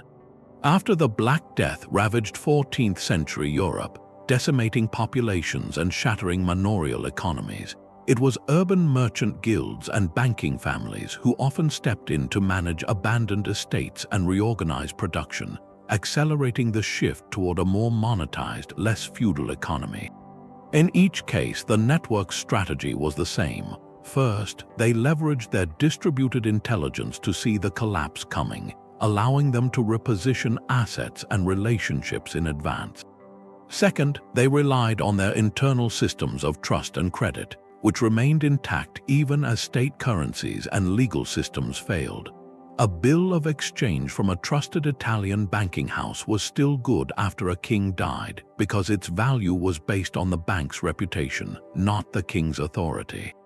Third, and most crucially, they offered a vital service to whoever emerged from the wreckage, to a new warlord, a displaced prince, or a rising city council. They presented themselves as the solution to a practical problem. "We can supply your court," they would say. "We can mint your coins, collect your taxes, and connect your isolated realm to the wealth of the wider world." Their loyalty was transactional, and in a time of crisis, that transparent pragmatism was more valuable than any oath of fealty. They succeeded because they addressed the fundamental need that chaos creates, the need for reliable connection. While empires provided order through force and law, networks provided order through predictable exchange. When the force faded and the laws were forgotten, the promise of a consistent, profitable exchange became the most compelling form of power left in the room. Yet for all their fluidity, these networks were never truly stateless. This is a myth worth examining more closely. While they did not claim territory in the traditional sense of a kingdom with fixed borders, the most powerful among them developed structures that mimicked the functions of a state, precisely because commerce, in a dangerous world, sometimes required more than a ledger and a handshake. Their power was non-territorial and commercially focused, yes, but it could and did exercise political and even military force when the protection of their interests demanded it. Consider the Hanseatic League once more. We spoke of its trade embargoes as economic weapons, but it also maintained its own fleet of warships, the Friedenschiff or peace ships. These vessels were not for conquest, but for convoy protection and punitive expeditions against pirates or hostile towns that threatened Hanseatic merchants. In 1470, the League's fleet besieged and captured the city of Bergen in Norway to enforce trade privileges, an act indistinguishable from a state-led military campaign. They negotiated the Treaty of Stralsund not as a group of private citizens, but as a sovereign diplomatic entity, forcing the Danish king to accept terms that granted them influence over royal succession. This was not a network avoiding politics, it was a network shaping politics through a blend of economic leverage and controlled force. The Dutch East India Company presents an even starker example. Its charter from the Dutch government granted it the authority to wage war, negotiate treaties, and administer justice. The VOC did not just have an army, it was an army with thousands of soldiers and sailors under its command. It conquered the Banda Islands to secure a nutmeg monopoly, engaging in conflicts that resulted in significant hardship for the local population. It signed formal treaties with local rulers across Asia, agreements that carried the weight of international law. In its capital of Batavia, it operated courts, minted coins, and collected taxes. For all practical purposes within its sphere of influence, the company was the state. Its sovereignty was derived from a commercial license, but its exercise of power was profoundly political. Even networks that lacked such formal charters operated with state-like autonomy in the spaces empires could not reach. The Tuareg confederations controlling the Trans-Saharan routes did not just guide caravans, they governed the oases, levied tolls that functioned as taxes, and provided armed protection, a service paid for by the merchants. They enforced a law of the desert that overruled the distant proclamations of sultans and kings. Their authority was territorial in a functional sense, controlling critical points of passage, even if they did not seek to administer the vast empty spaces between them. The Armenian merchants of New Jolfa, while subjects of the Safavid Shah, governed their own suburb under their own legal and religious leaders, a condition of legal autonomy that turned their community into a merchant republic embedded within an empire. They could not raise an army, but they could and did use their immense financial power to lobby the Shah, fund factions, and influence foreign policy to keep trade routes open. So the distinction is not between networks that were purely economic and states that were purely political. The real distinction lies in the source and purpose of their power. A traditional state's primary purpose is governance over a people and land, and it uses commerce as one tool among many to achieve that end. For these networks, the primary purpose was commercial profit, and they adopted governance and force as necessary tools to secure that end. Their state-like functions were always in service to the ledger. They built fortresses to guard warehouses, not to claim provinces. They raised armies to protect shipping lanes, not to expand borders. They signed treaties to open markets, not to cement dynastic alliances. This commercial focus is what made them so adaptable and ultimately so enduring. A kingdom that loses a war often loses its reason for being. A network that loses a trading post simply recalibrates its routes and seeks a new agreement with the victor. Their genius was in creating a hybrid form of power, one that could wear the mask of a state when it was useful, but could shed it just as easily when the political winds changed, retreating back into the fluid, interconnected world of trust and credit from which it came. Their power flowed through ledgers and letters of credit, but it required places to land, to rest, and to grow. The most enduring networks built not just relationships, but physical worlds, architectural ecosystems designed to make commerce permanent. These were the caravanserais, the merchant quarters, the ports, and the warehouses, the tangible nodes where the abstract web of trust became stone, wood, and law. They were the physical infrastructure of permanence, and they often enjoyed a remarkable status, a kind of legal semi-independence that allowed them to outlive the very empires that first allowed them to be built. Picture a lone caravan emerging from the shimmering heat of the desert. For weeks, the merchants have known only the endless sky and the shifting sand. Then, on the horizon, a square, fortified silhouette appears. This is a caravanserai. More than just an inn, it was a self-contained commercial fortress. Its high walls offered protection from bandits. Its single, heavy gate could be sealed at night. Inside, a vast central courtyard provided space for hundreds of camels to rest and be unloaded. Stables line the perimeter, with arched galleries on a second level offering small, Spartan rooms for the merchants. Here, in this isolated oasis of order, travelers from a dozen different lands could find water, food, and a safe place to sleep. But its function went far beyond shelter. The caravanserai was a neutral trading floor. In its courtyard, deals were struck between merchants who might never meet again. It was a transfer point where goods changed hands and caravan masters hired new guards for the next leg of the journey. Built by sultans or wealthy patrons at regular intervals along major routes, sometimes a day's travel apart, these structures formed a chain of safety and commerce. Their endurance was legendary. A caravanserai built under the Seljuk Turks in the 12th century might still be functioning when the Ottoman Empire reached its height 400 years later. The political authority had changed completely, but the physical need for that safe haven had not. The network's route persisted, and so did its infrastructure. In the bustling port cities, a different kind of node emerged, the Fundako. This was not a temporary stop, but a permanent extraterritorial enclave. The word comes from the Arabic fundak, meaning warehouse, but it evolved into something far more complex. A fundako was an entire district, often walled, granted to a community of foreign merchants by the local ruler. Inside, the merchants lived under their own laws, worshipped in their own chapels, and stored their goods in vast warehouses. The most famous examples were the fundakos of the Italian city-states in cities like Alexandria, Constantinople, and the ports of the Maghreb. The Fundako dei Tedeschi in Venice, for instance, was where German merchants lived and traded, governed by their own officials. The genius of the Fundako was its legal fiction. It was a piece of Genoa or Venice planted on the shore of the Mamluk Sultanate. The local sultan benefited from the customs duties and the flow of luxury goods, but he did not have to adjudicate the foreigners' internal disputes or worry about cultural clashes in the city's streets. The merchant community policed itself. This arrangement created astonishing stability.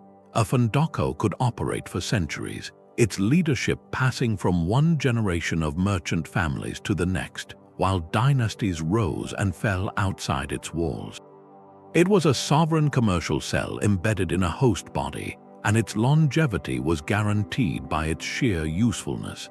Ports and warehouse districts served a similar, if less formally independent, function. Take the Swahili city-states like Kilwa or the Hanseatic outpost of the Steelyard in London. These were not just places where ships docked, they were engineered landscapes for commerce. Kilwa's harbour was protected by a coral reef, its wharves designed for the D-house of the Indian Ocean. Its warehouses, some multi-storied, held ivory, gold, and cloth in staggering quantities. The Steelyard was a walled compound on the Thames with its own weighhouse, chapel, and residences. These spaces became institutional memory. The knowledge of how to repair a specific type of ship, the going rate for Baltic timber, the best contacts for Malabar pepper. This information lived in these places, passed down through generations of stevedores, warehouse masters, and merchant factors. The physical space curated the network's intelligence. Even when political controls shifted, say, from a local Swahili sultan to a Portuguese captain, the port itself, its deep water anchorage and its warehouses remained the critical asset. The new rulers did not destroy it, they seized it because its value was self-evident and irreplaceable. What truly granted these places their enduring power was a principle we now call extraterritoriality. This was the legal agreement that a fundako or a caravanserai built on the Sultan's land would operate under the merchant's own legal code. A dispute between two Armenian merchants in Isfahan's new Jolfa quarter would be settled by an Armenian elder, not a Safavid magistrate. A crime committed within the Hanseatic steelyard was tried by a Hanseatic court. This was not a small privilege. It meant the network could transplant its core system of trust and order wherever it established a physical node. The local ruler, in granting this right, was essentially admitting that the merchant community's internal governance was more efficient and more reliable for commerce than his own royal courts could be. He was outsourcing justice to ensure the smooth flow of taxes. This legal bubble made the physical node incredibly resilient. If a war broke out between Venice and the Mamluks, the Venetian fundako in Alexandria might be temporarily seized, but its legal framework was a standing offer. Once peace was restored, the same structure could be reactivated because the need for that predictable, self-governing trading space remained. The stones of the caravanserai might crumble, but the legal right to rebuild them and the economic incentive to do so often survived. In the end, these physical hubs became the timeless anchors of the network. Empires built palaces and administrative capitals that were symbols of their power, and when that power faded, those places were often abandoned or repurposed. But the caravanserai on the trade route, the fundako in the port, the warehouse district on the river, these were symbols of connection. Their value was not symbolic but functional. They answered a perpetual human need, the need to exchange safely and predictably. So long as that need existed, the spaces built to serve it would be maintained, repaired, and fought over. They became the fixed points on the map around which the fluid dance of politics swirled, outlasting banners and dynasties because they were built for a purpose deeper than rule. They were built for return. The stone caravanserai stood for centuries, but a new political architecture was rising, one designed to leave no room for such autonomous spaces. The 19th century ushered in the age of the nation-state, a model of power fundamentally incompatible with the stateless, fluid empires of commerce. This was not merely another shift in dynasty, but a philosophical revolution that sought to internalize every function of society, especially the economy, within a single, bounded, and sovereign territory. The classic merchant networks, masters of the borderlands, found themselves facing a world that was systematically erasing the very borderlands they needed to survive. The nation-state's first and most powerful tool was the standardization of law. For 1,000 years, a merchant's safety had relied on the patchwork of local privileges, extraterritorial rights, and internal community codes. A Bania banker operated under Vyavaha, a Hanseatic merchant under Lubeck law. The new state declared that within its borders there would be one law, one national legal code, applicable to all. The special courts of the steelyard, the autonomous jurisdiction of a fundako, the self-governing quarter of New Jolfa, these were seen as affronts to national sovereignty. One by one, these legal bubbles were popped. The state absorbed the network's judicial function, promising a uniform, if impersonal, justice for every transaction. This eliminated the network's ability to offer a faster, fairer, more predictable legal system, which had been a core part of their value proposition. Simultaneously, the state moved to monopolize the lifeblood of trade, finance. Merchant networks had thrived on their private systems of credit, the hundi, the bill of exchange, the family commenda. These were based on personal reputation and communal trust. The nation-state, however, created the central bank. This institution, backed by the full faith and taxing power of the state, issued a uniform national currency and regulated credit. It sought to replace the myriad private credit instruments with standardized, state-guaranteed ones. Why rely on the reputation of an Armenian family firm when you could get a loan from a national bank with branches in every city?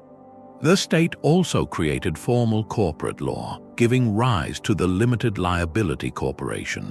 This new entity offered investors protection and scale that even the most sophisticated family partnership could not match, but it was a creature of the state, chartered and regulated by it.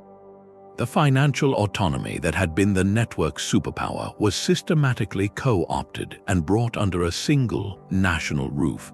Perhaps the most direct assault came from the state's own commercial ambitions, embodied in the chartered monopoly company and later direct colonialism. The Dutch East India Company was a precursor, but the British East India Company perfected the model, evolving from a trading network into a territorial ruler. It did not just compete with local merchant networks, it subsumed them. The great Bania banking houses, once the creditors to Mughal emperors, found themselves first as essential partners to the company, and then gradually sidelined as the British built their own centralized revenue and banking systems in India. The company, and later the British Crown, did not need a middleman. It became the middleman controlling production, setting tariffs, and dictating trade routes to serve the imperial metropole. The same pattern unfolded in Southeast Asia and Africa. The state, or its corporate proxy, no longer sought to be one patron among many for a neutral network. It aimed to be the only patron, the sole architect of economic life within its claimed territory. This process was accelerated by new technologies of control. The steamship and the railway did not just move goods faster. They were linear, fixed infrastructures that centralized trade through state-controlled ports and hubs, bypassing the ancient, flexible caravan and dhow routes. The telegraph allowed London or Paris to communicate with a colonial governor instantly, enabling a degree of centralized economic planning that was impossible in the age of sailing ships and overland couriers. These technologies shrunk the spaces where networks could operate independently. The result was not always the utter disappearance of these networks, but more often a profound transformation, a forced absorption. Some, like the Hanseatic League, faded as its member cities were integrated into the national economies of Germany, Sweden, and Russia. Others, like many Bania families, adapted by becoming compradors, the essential local agents and junior partners within the colonial system, trading their autonomous power for survival and continued profit within the new hierarchy. The Trans-Saharan networks dwindled not because of a rival empire, but because European steamships along the Atlantic coast offered a cheaper route for gold and other goods, making the desert crossing economically obsolete. The nation-state succeeded by offering a compelling, if rigid, bargain, security and scale in exchange for loyalty and conformity. It promised a uniform market, a stable currency, and the protection of a powerful navy, all things the networks had once provided for themselves in a decentralized way. In doing so, it internalized their functions. The state became the ultimate network, but one with borders, an army, and a flag. The merchant networks had mastered the spaces between empires, but the age of the nation-state was about eliminating those in-between spaces altogether, drawing every thread of economic and social life back into the loom of the national project.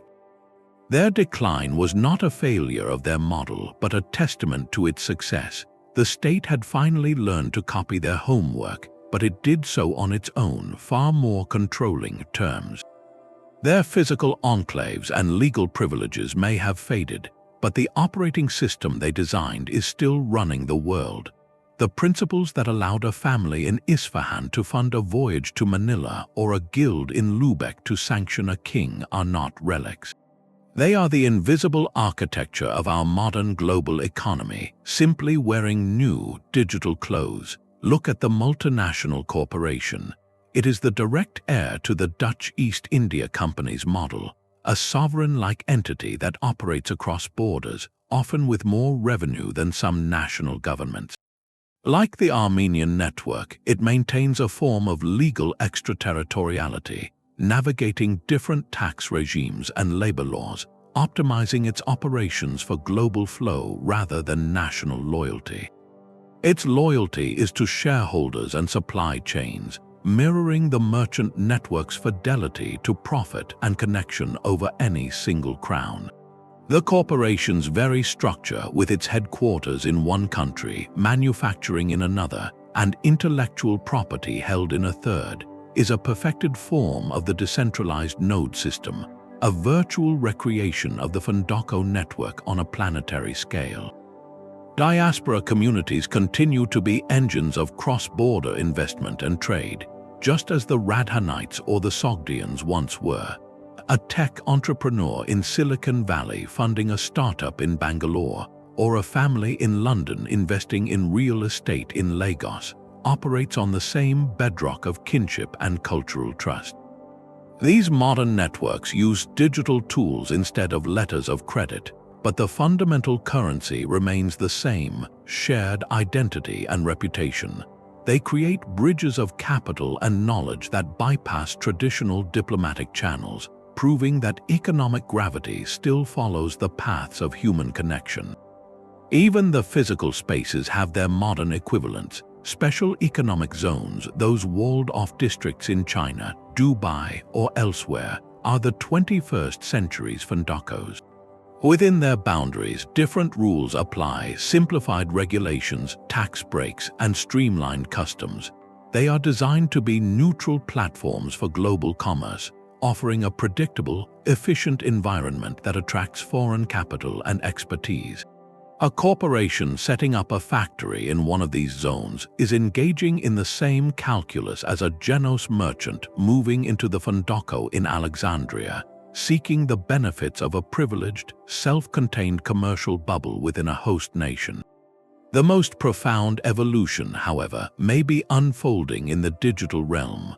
Cryptocurrency and blockchain networks are perhaps the purest modern expression of the old merchant logic. They are stateless, decentralized systems for storing and transferring value, built entirely on cryptographic proof and distributed consensus, a digital form of trust that requires no central bank or government seal. A Bitcoin transaction does not need a bill of exchange from a Medici bank. It is verified by a global network of computers. The trust is engineered into the code itself, much like trust was engineered into the strict social codes of a Bania caste or the shared liturgy of a Sufi order. These digital networks create their own autonomous zones, not of stone and law, but of data and algorithms, yet they fulfill the same ancient purpose, enabling secure, borderless exchange outside the control of any single political authority. This continuity reveals something essential. The great historical shift was not from networks to states, but a gradual absorption of network logic by the state, and now a re-emergence of that logic in new, stateless forms. The nation-state internalized the functions of the caravan and the counting house, but the core desire for decentralized, efficient, trust-based exchange never disappeared. It simply migrated. Today, when a supply chain manager reroutes cargo around a geopolitical conflict, they are thinking like a Sogdian merchant avoiding a war on the Silk Road. When a venture capitalist invests in a diaspora-led startup, they are channeling the strategy of a new Jolfa patriarch. The tools have changed from camels to container ships, from ledgers to ledgers on a blockchain, but the underlying intelligence remains. It is the intelligence of connection over control, of fluidity over fortress, of building power through indispensable service rather than through territorial conquest. The empires of old sought to own the map. The networks then and now seek to master the currents that flow between its lines. Their legacy is not just a collection of stories, but a blueprint for endurance. Across deserts, oceans, and millennia, the most successful merchant networks shared a powerful, replicable formula. It was not a secret spell, but a set of deliberate choices in how to organize human cooperation, choices that made them antifragile, growing stronger from the very shocks that shattered empires. The first and most critical ingredient was a decentralized structure, An empire is a pyramid, a heavy, top-down system where power and information flow from a single peak. When that peak is struck, the entire structure crumbles. A merchant network, in contrast, is a web. It has no single center, no irreplaceable leader. It is a constellation of semi-independent nodes, family firms, diaspora communities, port enclaves linked by shared protocols of trust. This design meant that the failure of one node or the collapse of one political patron did not doom the whole. The web could lose strands and reweave itself, its overall pattern remaining intact. The network's strength was distributed, making it impossible to kill with a single, decisive blow. This structure demanded and enabled a second ingredient, an adaptive, layered identity.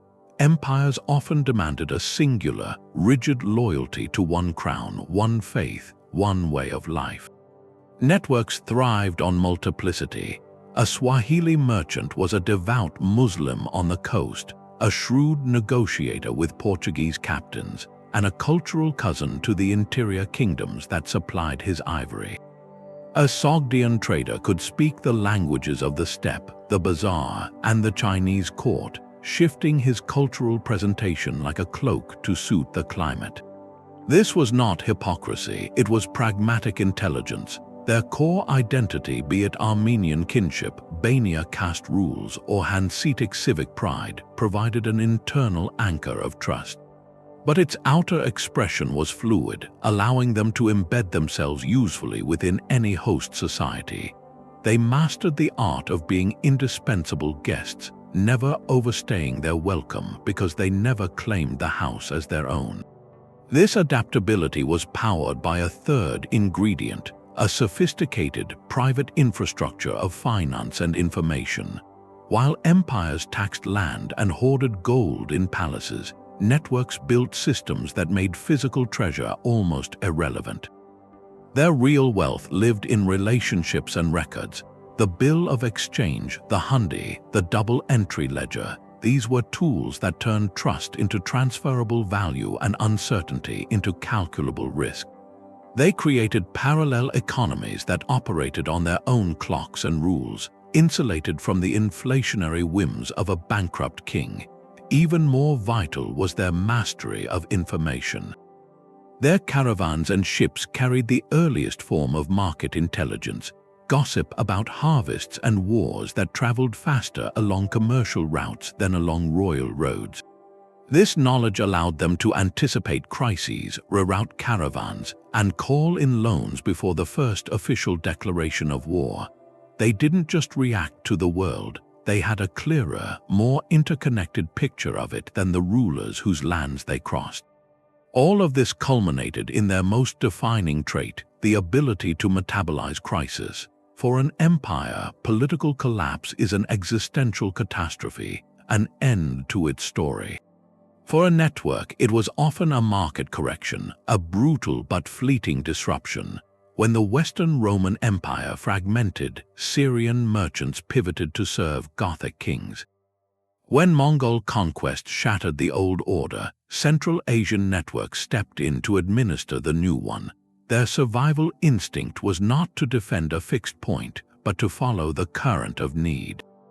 They understood that in the chaos following an empire's fall, the deepest human needs for salt, for cloth, for credit, for connection did not disappear. They intensified, and whoever could reliably meet those needs would inherit the future. So what was the core, enduring truth these networks understood? Empires control land, networks control connections. Land is static, it can be conquered, taxed, and enclosed, but connection is a force like water or wind. It seeks the path of least resistance. You can dam a river, but the water will eventually find a way around, under, or over your wall. The merchant networks were the hydrologists of human exchange, always mapping the deeper currents beneath the surface of politics. They built their power not on the soil, which can be seized, but on the spaces between soils, the trade winds, the mountain passes, the sea lanes, the credit relationships, and the kinship ties that no single power could ever completely own. In the long run, their history suggests a humbling lesson for all centralized power. You can command a territory, but you cannot command the flow. And in a world that is, ultimately, defined by movement of ideas, goods, genes, and innovations, it is the masters of the flow, not the lords of the land, who write the most enduring chapters. Their kingdoms were built on ledgers, not land grants, and because of that, they proved far harder to erase. This journey through time reveals a pattern more durable than any dynasty. We have traced the paths of merchants who carried not just goods, but the very architecture of the world, from the Phoenician sea lanes to the digital protocols of today. Their story insists we change our lens. For too long, history has been narrated as a sequence of thrones and battles, a chronicle of who held the crown. But look closer, and you see the true reshapers of regional power were rarely in the palace. They were in the caravanserai, the counting house, the port.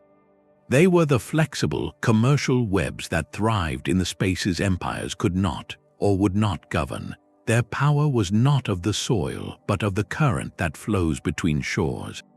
To understand this is to gain a crucial new way of seeing. It means viewing history not as a static map of colored kingdoms, but as a living system of flows. It is a story of relationships over edicts, of credit over conquest, of adaptation over dominance.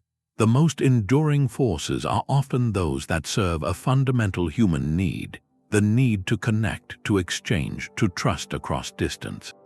That need is older than the first empire and will outlast the last. So as we look at our own complex world, shaped by global finance and instant communication, we might ask a final, reflective question. What are the modern equivalents of these ancient, resilient networks? They are the multinational corporations navigating legal borders, the digital platforms creating communities beyond nations, the diaspora groups weaving capital and knowledge across continents. They are any system that masters the art of connection, proving once more that while flags mark territory, the future is so often written by those who understand the spaces between them.